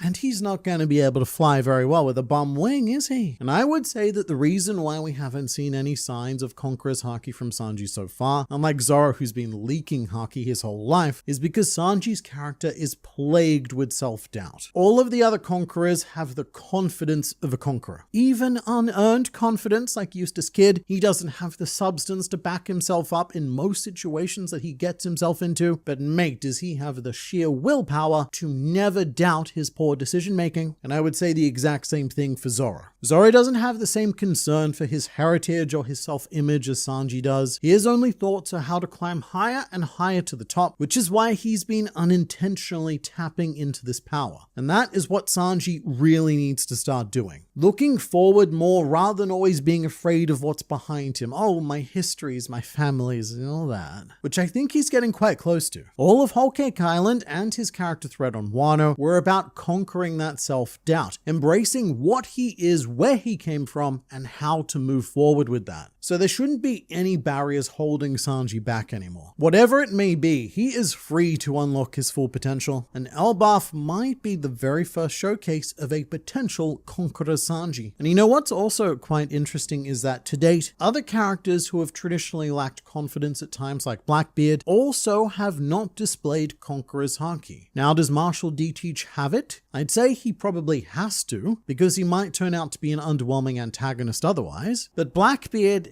he's a weird mix of confidence and cowardice, because I look at this list of Conqueror's haki users and there's some questionable people on there, but I'm not sure if what we've seen of Blackbeard's personality even matches them at the moment. But then again, that confidence is only continuing to build and snowball as Blackbeard's plan comes frighteningly to fruition, and so he could end up being an incredibly fearsome conqueror in the future. If you look at the ancient photo drawing of Joy Boy, you can see the squirrel, and right next to it in the drawing, it has Loki's hair helmet and horns. Straw Hat Alliance confirmed. Right, so this is obviously a reference to the Elbaf mural, which from here on out will be known as the ancient photo drawing. And on the left side is a collage of Nika and or Joy Boy, and all of his allies fighting against what is assumedly Emu. And here, right here is a little creature that, I don't know, it could be squirrel-like. When I first saw it, I thought that this was a representation of the minx. However, it is right behind a giant and also right in front of what appears to be an ancient giant with Loki's distinctive horns. And as I said in the last video, Ragna is no joke. It is cute. It is so cute. But it will kick the crap out of 99.999% of characters we've met in this series. This hammer has been unwieldable by even the most powerful warriors of Elbaf for centuries. Ragna itself, it is a top tier fighter, and so this little drawing on the Elbaf mural could be Ragna, because there is another figure in the top right that looks like a mink in Sulong form. So if this is our mink representation, then perhaps we have found Ragna depicted on the Elbaf mural. And if so, Ragna would be one of the only beings actually old enough to remember being a part of this fight that's being depicted, not just someone who's carrying on the will and representation of the past. And that makes me very excited for a potential meeting between Ragna